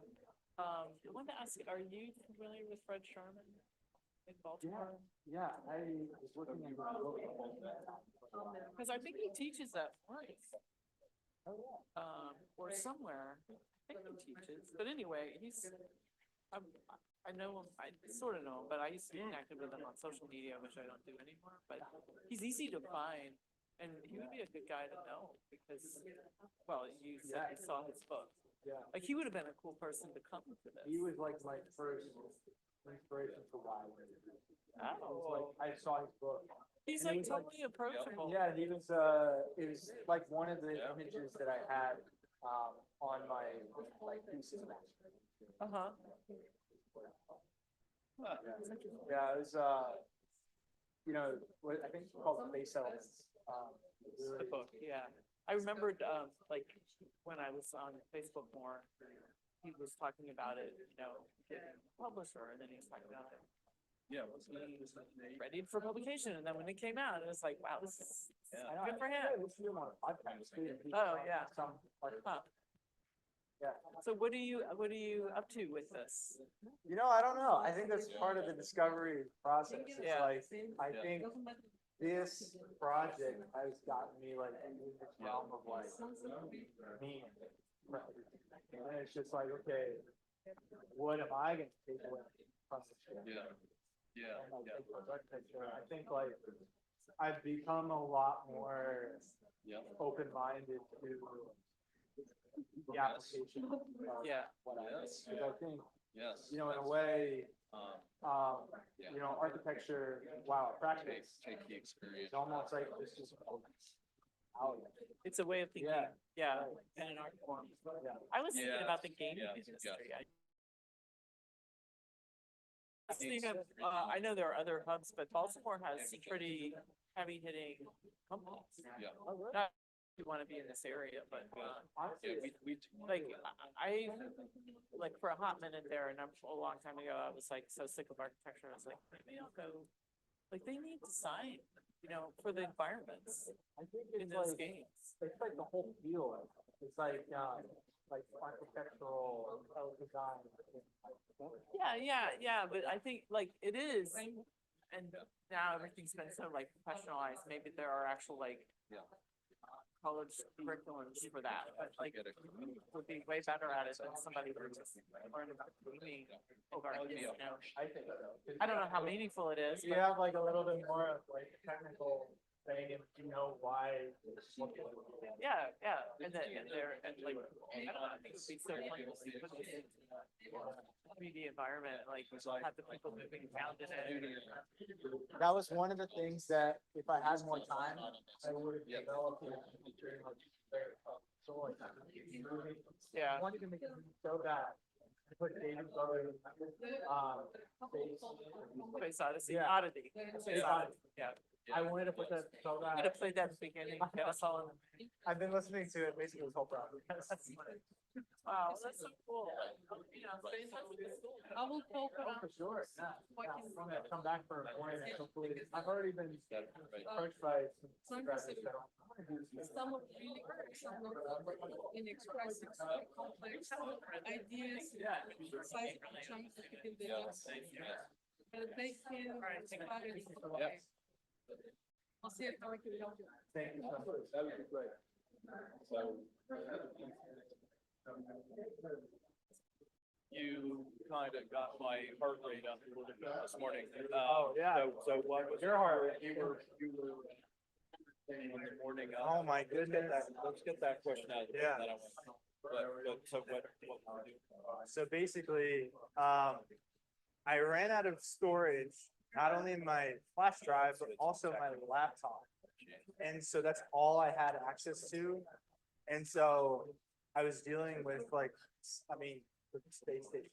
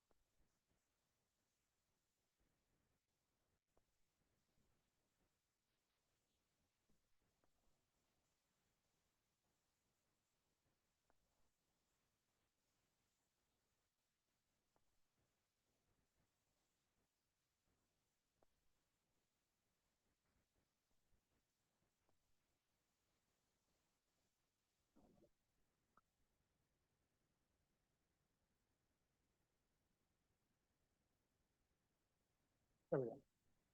Okay, ladies and gentlemen, if we could get ourselves comfortable.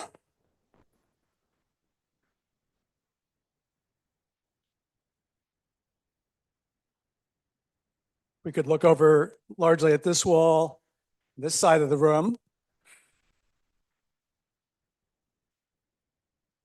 I have to get my cheat sheet. Forgot about that.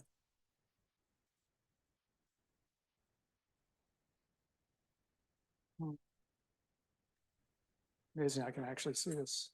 Okay, so we moved to Baltimore, Maryland, and Ashley Moran is going to present her thesis, which is chaired by Georgianne Matthews.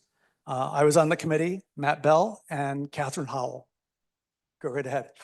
All right. Good morning, everyone. I'll be going over the abstract in question, precedent studies, historical timelines, site issues, the selected site and its conditions, the program prototype, the prototype design, going over design guidelines, breakdown of the prototype, funding mechanisms, and the implementation of the prototype itself. To begin, the Upton Renaissance examines the ongoing failures of American public housing to address the social inequality with the focus of cities like Baltimore. This thesis proposes a block prototype that provides affordable housing for a range of incomes and demographics, and it minimizes displacement of legacy residents and also enhances the quality of life and economic hardships. And that led to the question of, in what ways can a community-supported block prototype model help Baltimore and similar urban centers address the housing crisis, prevent displacement, and restore resident-led development in historically marginalized neighborhoods? And this is a perspective of within a half-mile radius of the selected site. So this area does experience a lot of vacancies. But it's also important to learn from the failures of the past, so that way we don't repeat it. We have Pruitt-Igoe, which has lack of quality green spaces, lack of human scales, and poor unit configurations. We also have another precedent in Baltimore, Maryland. This project was revitalized by Mosley Architects, but prior to the revitalization, it also lacked quality green spaces. It had unused, dilapidated spaces, and it also became a financial strain. But it's important that the key takeaways is that significant impacts of green spaces and building scales have not only the site physical appearance and conditions, but also has psychological and sociological effects of, on the well-being of residents. So the most important of unit configuration suited to families, and most importantly, the capacity for residents to be able to self-monitor and maintain their surroundings. And together, these insights will guide the development of the prototype. And not only is it important to learn from the projects of the past, but it's equally as important to understand and recognize America's history towards fair housing, which reflects a legacy of poverty relief, marginalization, urban renewal that has affected multiple demographics, specifically low income and marginalized communities. In Baltimore, those similar trends have been reflected, and since the reconstruction of the Black growth to the 1910 segregation laws, redlining practices, federal reforms, and even the assassination of Martin Luther King Jr., which reveals how housing policy has long marginalized Black communities despite the ongoing effort towards equity. And just to focus on the neighborhood itself, it is predominantly Black, being 89%, highlighting the key data points, which is 23% of the residential area is vacant or abandoned. And we have 22% that are vacant properties that are owned by the city. So we could only imagine if we gave it back to the community and started to empower them, how that could actually take the relief off the federal government and actually empower the residents to do more for themselves. So why Upton? The first home was purchased by an African American in the area, and the community is currently seeing more investment. Currently up to date is actually seeing the West Investment Initiative Act, which is going to address the Pennsylvania Ave retail corridor, which has seen declines since integration. And the community is home to many organizations. And its proximity to the downtown area is very convenient and it's very accessible to the metro. And here are just some key takeaways through the urban analysis. Understanding that they have multiple ways of moving throughout the site besides just by feet. They have buses, metros, and a railway within a half-mile radius of the site. We have a 2 grid converging the neighborhood, as you can see. There are a decent amount of pocket parks and green spaces, and there also has been initiatives to actually implement more green spaces throughout the area. But right now, the community, they are starting to address the vacancies, but just them alone can't do it by themselves. And this is the selected site, which is 2.6 acres. We have a lot of landmarks adjacent to the site. We have Upton Plaza, the Billie Holiday statue. We have multiple churches. We actually have 3 churches within less a quarter-mile radius of the site. We have a recreation center. We also have an urban farm, which will actually be able to address the food insecurity needs because there's only 1 grocery store in the entire neighborhood. And this is the existing site conditions. Out of all the buildings that you see there, only 2 of the buildings are actually occupied. So it's just a lot with empty buildings. And the size of the lot is 350 by 357 square feet. So we can imagine how much we could actually fit within that block itself. So we have 49 existing dwelling units. Again, only 2 of 49 are occupied. And we have 49 parking spots up to code based off of Baltimore's 329-703. And while I was doing my research, I actually went into the community because I didn't want to just do research and propose a design without actually trying to learn from who's actually living in there and experiencing it. And this was a CEPTED survey. For anybody that's unfamiliar with CEPTED, is crime prevention through environmental design. The community, even though it wasn't as much engagement, but it does speak to the key issues that residents do experience. So as far as safety, 66% of the entries are not well lit. So that's an invitation for crime to happen. The community wants desired public spaces. They want areas where they could be social and experience cultural activities. As shown in the previous slide, there's many areas where that could happen. They need a place that's actually formal for it to occur. They would also like life skills and vocational training.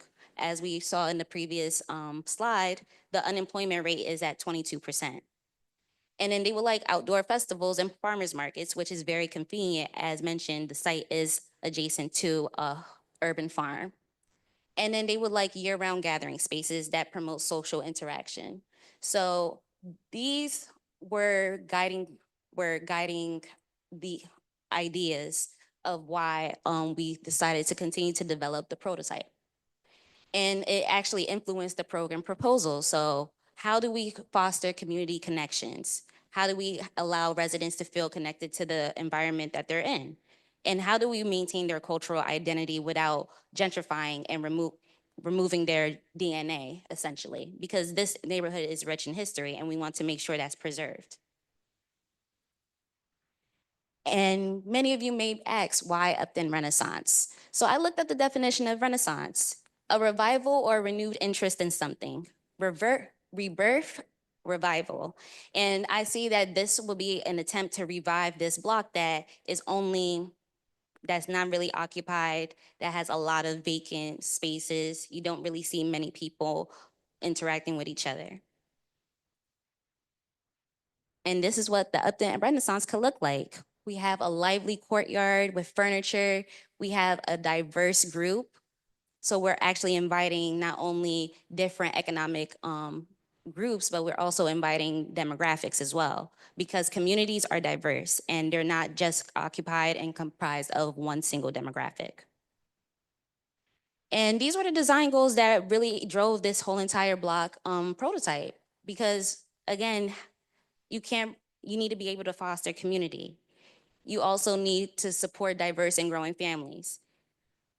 Enhancing ownership, preservation of culture and identity, the implementation of sustainable practices, and improving the walkability experience for all residents. And this is the proposed site conditions. We have a new infill development. So with the lots that were adjacent to the site that were vacant, we were actually able to place 60 additional row houses throughout the immediate surrounding area. We also activated an unused green space at the corner of West Mosher and Myrtle, which is number 2, as delineated on the graph. We also have a landscape proposal for the expanded Hope Urban Farm, which is shown in number 3. And then we have improved site conditions. We now have a delineation of where parked cars will go. We have crosswalks that are more vibrant and more lively, so that way you are able to see residents who are walking. And then we have the creation of intimate green spaces. As you can see, the residents who are residing in the row homes, they have their own yards. It's generous, but the goal was to give them their own personal space so they could feel like they could own their own residential property, but also creating an opportunity for them to come together in one central area. So this amounts to a total of 164 dwelling units, 10 townhouses, 16 micro-stacked townhouses, 48 row homes, and 90 micro apartments.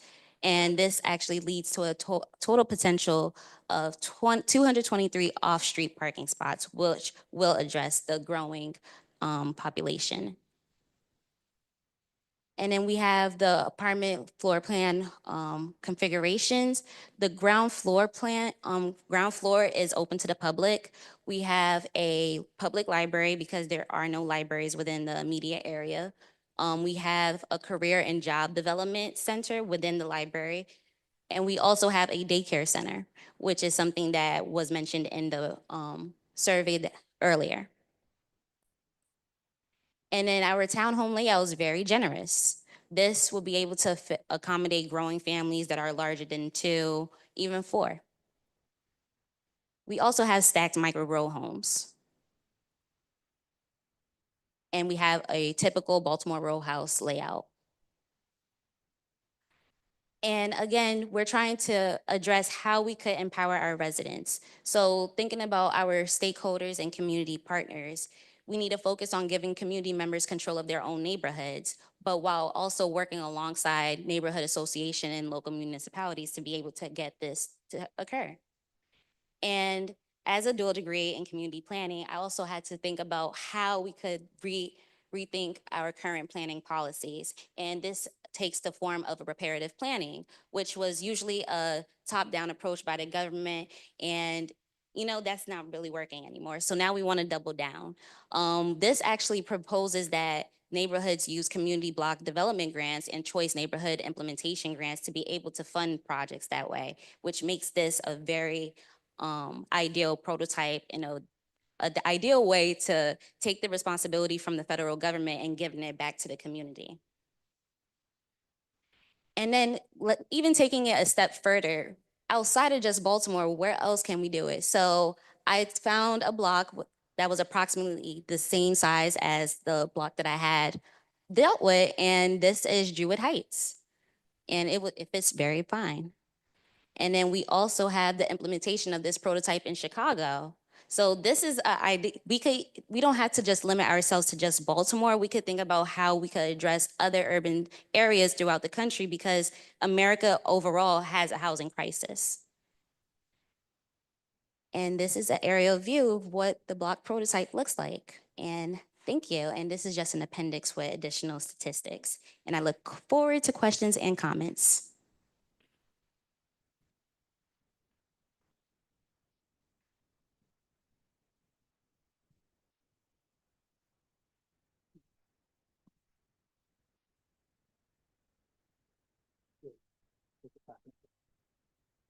Any questions, any comments? That's right. All right, I can project. So thank you for the extensive analysis. It's super important. And these are projects that are dear to my heart and to your heart and so many of us. We need to revive our cities for all. And that is something that needs to be undertaken with care and a very clever way of how we can solve the economic equation of making this viable. And I would like to pose a question to you. You're looking at a site, from what I understand, that has some units that are not utilized and some vacant land. Is that correct? So there's some new build and there is some existing. Well, there is no built. They've been existing for a while, so they're just empty and vacant Yeah. on the lot, and they haven't been demolished. I know Baltimore does have a plan to demolish these units, but it's not happening at a fast rate. But there is vacant land on these Okay, this is right. sites, that the ones that you study that allow for new modular units to be added, correct? Yes. So my question is, did you explore modular in terms of different technologies, 3D printing, utilizing modular components that will allow the community to actually participate in the construction process and selecting pieces and creating variety? And that's one question. And the other question that I have, is it intentional that you prefer to replicate the aesthetics pretty much verbatim to what is there, or would you be open to explore more variety without any detriment to the overall cost? Well, that's a great question. I didn't explore the different construction methods like 3D printing as far as how to get the community residents involved. I figured more so, I was more thinking, getting funding and being able to work alongside with developers or contractors who will be able to implement and actually make their vision come to life. And as far as exploring different typologies, I did start to do that. And I don't know, part of me felt like it did belong. It didn't really belong. I wanted to respect the actual existing typology, and I didn't want to change it too much, because one thing that I have learned, a lot of people do see change as gentrification. And I had to be mindful of, if I were to put a different building typology, whether or not that would raise the cost or be seen as, well, you're changing the identity, where a neighborhood that has row homes. I really respect that. And at the same time, I will encourage you to apply elements that are important for every home, like the transitional space, the porch, the outdoor that connects to the park. That will not create gentrification. You, as a designer, have this vested power in you to start modifying mindsets and perception of what is acceptable by keeping the essence of what is already there, not ignoring it, but expanding upon it. So I'll highly encourage you to do that. Thank you. Yeah, first of all, well presented, both in your narrative and in your documentation. It's very clear what your purpose was. I think that what you've developed in your block, obviously it wants to be a prototype that could be the next block. And that's where the peril of repetition comes in. So you want to be able to develop a kit of parts that can be a menu to choose from, so that the next block is slightly different, a little bit more unique. Maybe like you've presented, the users have an opportunity to decide what their amenity is, right? You mentioned a public library on the block that you're developing. Obviously, the next block over doesn't need to have a public library. Maybe they have, another community center. But yeah, so the project is really kind of a mix between creating a prototype and designing the apartments for it. And I don't think it's as critical that, you obviously you want the different types of pieces, but you don't really have to design the pieces. You can let some of that develop organically. Thank you.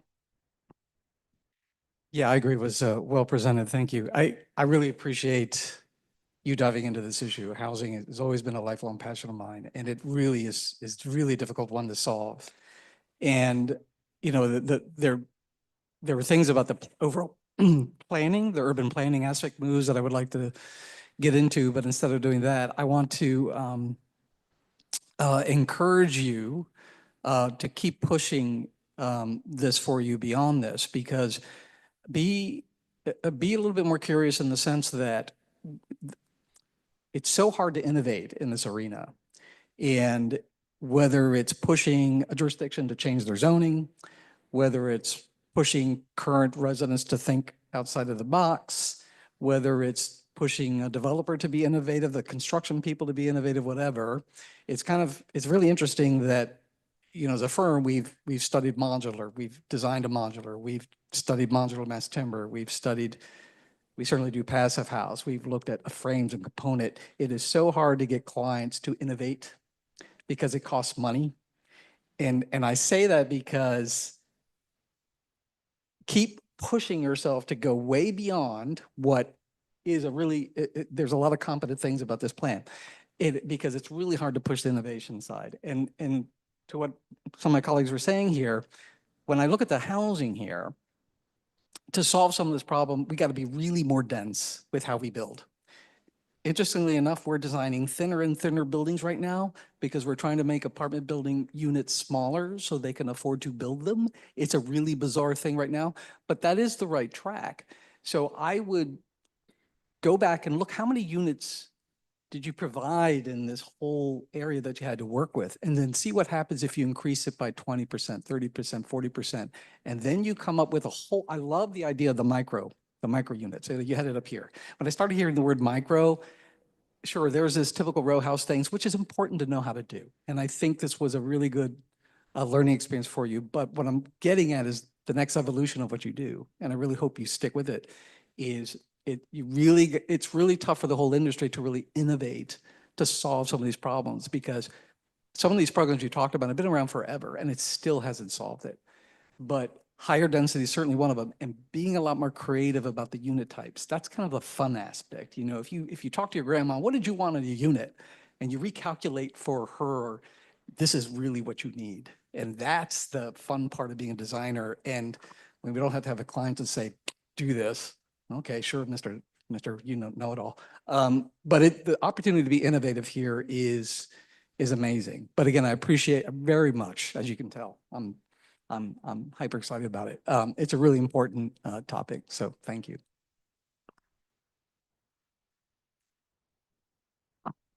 So I think if I were to add something, nice presentation, if I were to add something here, I think Lawrence has a point about being clear about that, about the density. I think if you look at your typical block, it is denser than the row house blocks on either side because you have less outdoor space than a lot of those do, right? So probably some facts and figures on that would help.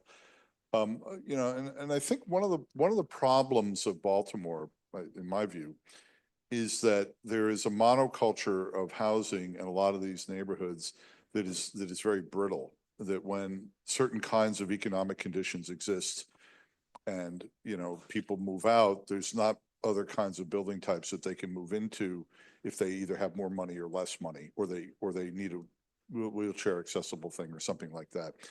So I think what your project does, that I saw as a committee member, is it starts to get at that problem a little bit, which is by providing a little bit of variety in the house types, particularly with the small unit, and maybe there could be more variety in the townhouses. The architecture of them is a bit mysterious in some of the drawings, but even more variety. I could even see solutions where you might have one-story units there that are simple. And I think, you know, having said that, I agree with the notion of density, but the problem is, in a lot of these places, the cost of construction relative to what you can sell something for. And as far as I know, the townhouse is the sort of entry-level shock troop of urban revitalization. In other words, it's the cheapest thing to build. And what builders tell me is you have to build them in great numbers, in critical mass, to be able to, you know, have a profit, because you set up a team and you go and you build them, and you build a lot of them. What I think is also interesting about your project is you seem to be proposing enough of them to make a difference. So one of the problems I think you see in a lot of these Baltimore neighborhoods is a little bit illustrated in this map, which is that somebody comes along and renovates 2 or 3 units or 4 units here, or builds a couple of new units here. But by identifying places where you can actually make a critical mass of intervention of new units there, I think you end up with both something that might be economically scalable and may in fact have enough critical mass to cause things to change, which I think is what this is trying to do.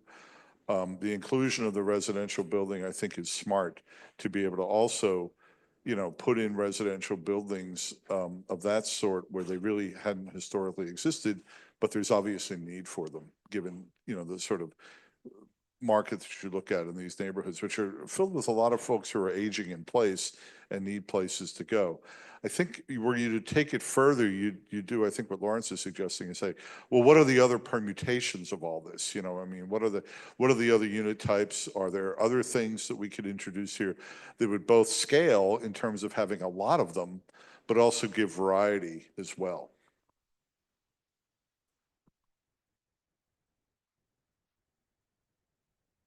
Thank you.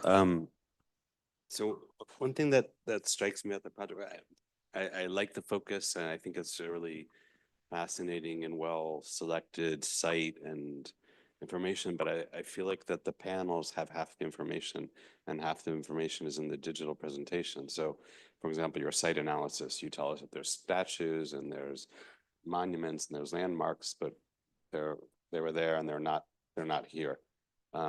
Makes it very difficult for us to sort of understand the logic behind your design strategies. There's no floor plans on the boards. It's hard to read and to understand, is the typology adequate? How do we get into the design of the units if we can't see them? I think the site plan, I understand that everything that's in pink are additional buildings that you're adding, but that's not clear because it's hard to understand before and after. Also, you cite the prototype of the Baltimore row house, but you don't show us the Baltimore row house and its different permutations. So I think there's a lot there, but I think it needs to be here so that we can read it more and understand it more and be able to criticize it more, or to constructively criticize it. One thing that does strike me is there doesn't seem to be any nor garages nor parking spaces, and this interior street that you're showing, the courtyard perspective, how do you drop off grandma or grandpa? How do you drop off the groceries? How do you so while I appreciate the strategy, I think there's a lot of details which you might have addressed, but I'm not sure because they don't seem to be on these panels. And I think your response seems very nuanced to things that you explained, but it's hard to understand that. Okay, thank you. Yes. Oh.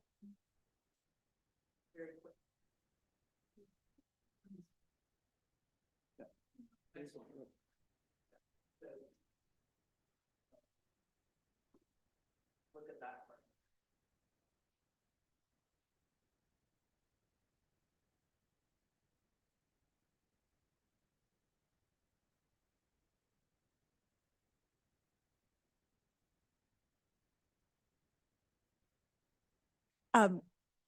Ashley, you went by so fast. I didn't gain an understanding of what's the difference between what you call a townhome and a row home and a micro townhome.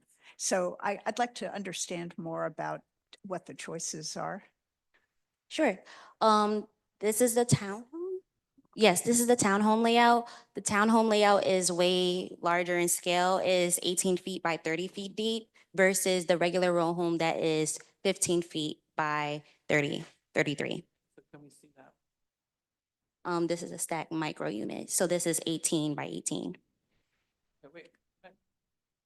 So I You guess put a lot my, into these. These are, you want to look at them, they're nice. yeah, my question about these micro townhomes though really is, why why make the difference in depth rather than width? You know, this has substantial implications for land use, right? Because presumably the block size is the block size. So I was kind of curious about that. And yeah, and then how about row house? What's different about a row house? The width is 3 feet shorter than a regular townhome. So the But- townhome is 18 feet in width and the regular row home is 15 feet, which is the typical Baltimore row home module. Okay, so there you're going similar in depth and changing the width. Okay. Mhm.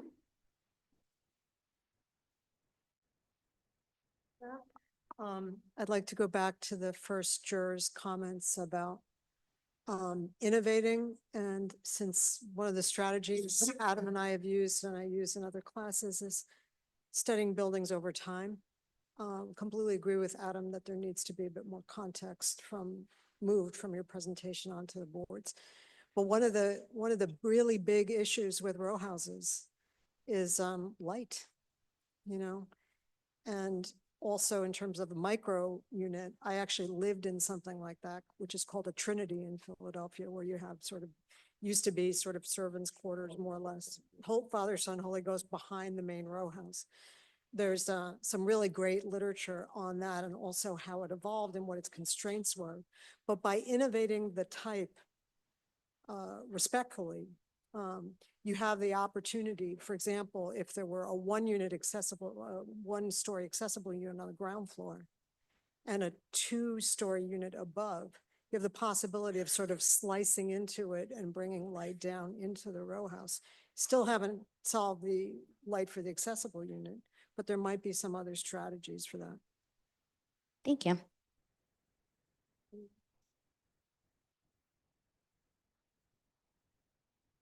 I think you also, you kind of glossed over a building you clearly spent a lot of time on, and that is the mixed-use apartment building complex. And I think the ground floor is very interesting.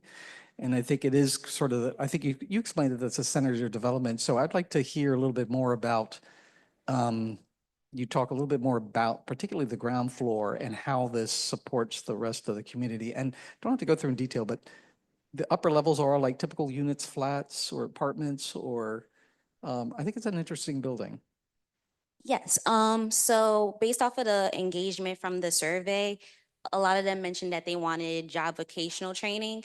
And there are 2 local institutions nearby, Coppin State University and University of Baltimore. So I'm proposing a career development center within the library. So that way it is open to the public. There are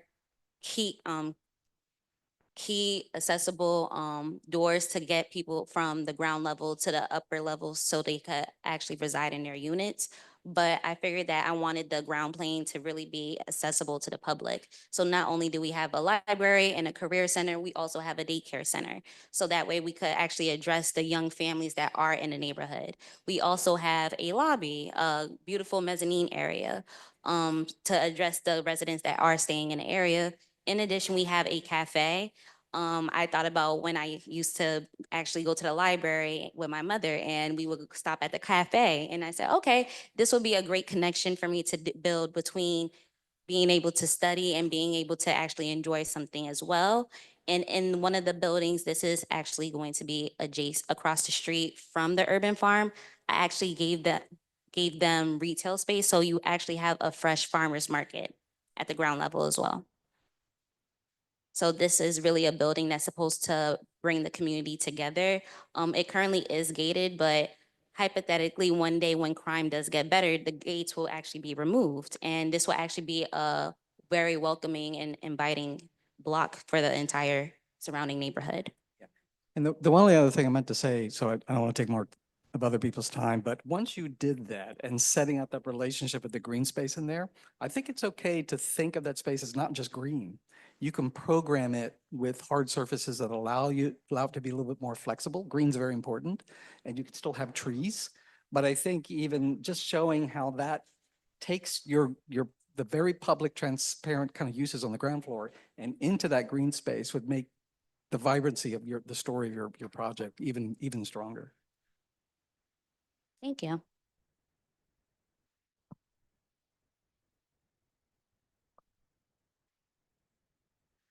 Ashley, I really appreciate this project. It's an important project. I think it's very significant to the neighborhood and hopefully to your growth as a designer and urban entrepreneur.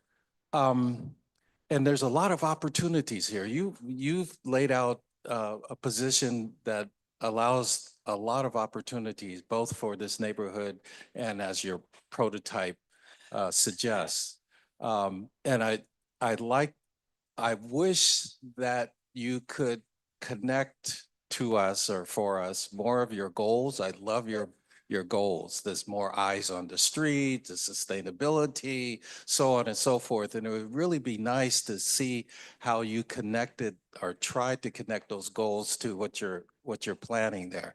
And I think this idea of eyes on the street, for instance, you're doing that by revitalizing the neighborhood and adding more people, more homeowners, more renters, more folks in this area. And I think there are opportunities for other ways to achieve your goals.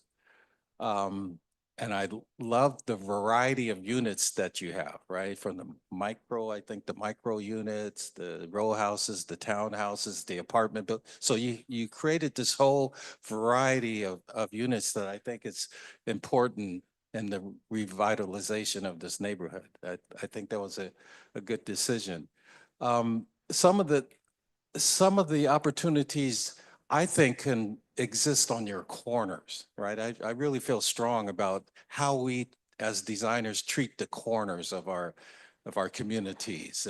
And so there's some opportunities to really look closely at how you're identifying and encouraging the corners to develop. I think that's something that could really help your prototype there. Yeah, thank you. Thank you. Can I piggyback on Brad's comment about corners for a sec? One of my places is Jersey City, and there in the townhouse area, the corners are shop houses. So there might be a cafe, there might be a little store. So that's just one of the ways that corners are different. And then, of course, there's this issue of light that came up. Corners, offer lots of light into the corner units, so they can be really special. And corners, people hang out on street corners, right? So, there are social opportunities there too, because I think you have you've got the dual planning and architecture background. You've got a lot of social thinking that's going into your formal design here. So I very much appreciate this big site plan with the colors on it. I think that's a nice drawing. It does point out some interesting things though when you sort of stare at it long enough. Some of these blocks in Baltimore are enormous, particularly the one to the lower left of your site there with this space in the center. And Baltimore did try to make inner block parks, particularly in Harlem Park, which is not far from the site, and it was a disaster. And they had to close a lot of them or I don't know, build over them and things like that. And it makes me realize too that one of the scales that I think you're operating at is a much smaller definition of public space in terms of stuff that has much more of a block kind of, relationship rather than a neighborhood relationship. And I think that's a good thing. I think one of the things in urban design that's always harder to do, it seems ironic, but it's true, I think, in my experience, is to make things smaller rather than make them bigger and really understand those dimensions. And for me, there's still a bit of a disconnect between that courtyard sketch and what I imagine what that space might be like in the center of that block. The way in which the houses address the front and the front yard sense of territoriality, there, I think is a little bit missing, and I'd probably be inclined to try to, it's a game of inches, how much of a stoop do you have? Do you turn it sideways so that it takes up less direct space perpendicular to the house? Do you have a small planting area next to the house? One of the problems of Baltimore, in my opinion, is that some of the streets are really harsh. They're, unlike DC, which has these front yards that have green front yards with setbacks and provides an undercroft to the street trees, which is really nice. It makes it very distinct. A lot of the townhouse neighborhoods in Baltimore, these facades go right up to the back of the sidewalk, and they present a kind of harsh environment to the street. Like right in there, or even that block that's above that in the site plan.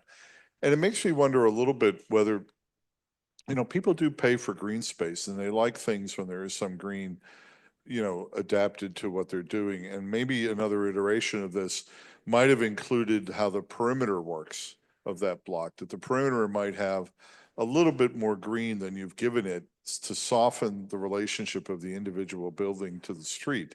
I think that's a real challenge in Baltimore because, they typically, many of the row houses that were built in Baltimore were put up very quickly. They were very cheap. They were there to address, some of them were way too big. I mean, there's some in some neighborhoods are 4,000, 5,000 square feet, which is ridiculous. But I think you're starting to get at this question of a smaller unit, size for the family, with a variety of things. I think the edge of the block could be treated a little bit differently so that there was a sense that there was perhaps more of a softening of that edge relationship to the street. But I think if you're on your way to this smaller kind of, I think the problems that have been pointed out relative to the access and drop off and things are things you'd have to figure out, and maybe there'd be ways to do that. But I think reducing the way in which a particular block relates to public space and having more territoriality over that seems to me to be a good thing and not something you see a great deal of in Baltimore. And one of the things along those lines, it strikes me is that the large site plan, probably you want to zoom back in on your project again to get more detail of understanding the layers of building, landscape, path work, so forth. And then likewise, so folks were perhaps, I heard a couple of comments about the axons. One of the problems of the axons, it makes the classic mistake that most architecture students fall prey to, is that it does not represent the ground plane. And so if this is going to be a townhouse, you need the house and the town. And the town is not being represented in any of those, meaning you need the ground plane, you need the trees, you need to see those layers as it goes from the public realm to the private realm to the public realm again. And that can be a kind of fun drawing, which I think if we had another couple of weeks, you'd be probably making those. I'm going to pass this back to your chair. Ashley, it's been a pleasure working with this student here. Most of you may not know that she has taken on multiple leadership positions here at the University of Maryland. She does more in a day than most of us do in a week. She is a joint degree student. And so I appreciate most the work that you've done, which is really nuanced and working with the community, multiple stakeholders, real estate developers, mayors, community development groups. And that was a challenge in and of itself to kind of come up with a strategy to address policy, to figure out the legal issues. And then on top of that, develop a new architecture, a prototype that can be replicated block by block. And a lot of our discussion revolved around safety. If you take back a block, you can take back a neighborhood. And I think you've showed us a pathway. So Ashley, I'm very proud of you. Well done. Well done. Yeah. Thank you, Ashley. And thank you, everybody. We are going to move upstairs to the conference room for luncheon for the reviewers and the faculty. In the meantime, could as many students help out in getting things posted for the next two reviews this afternoon? We will start again at 1 p.m.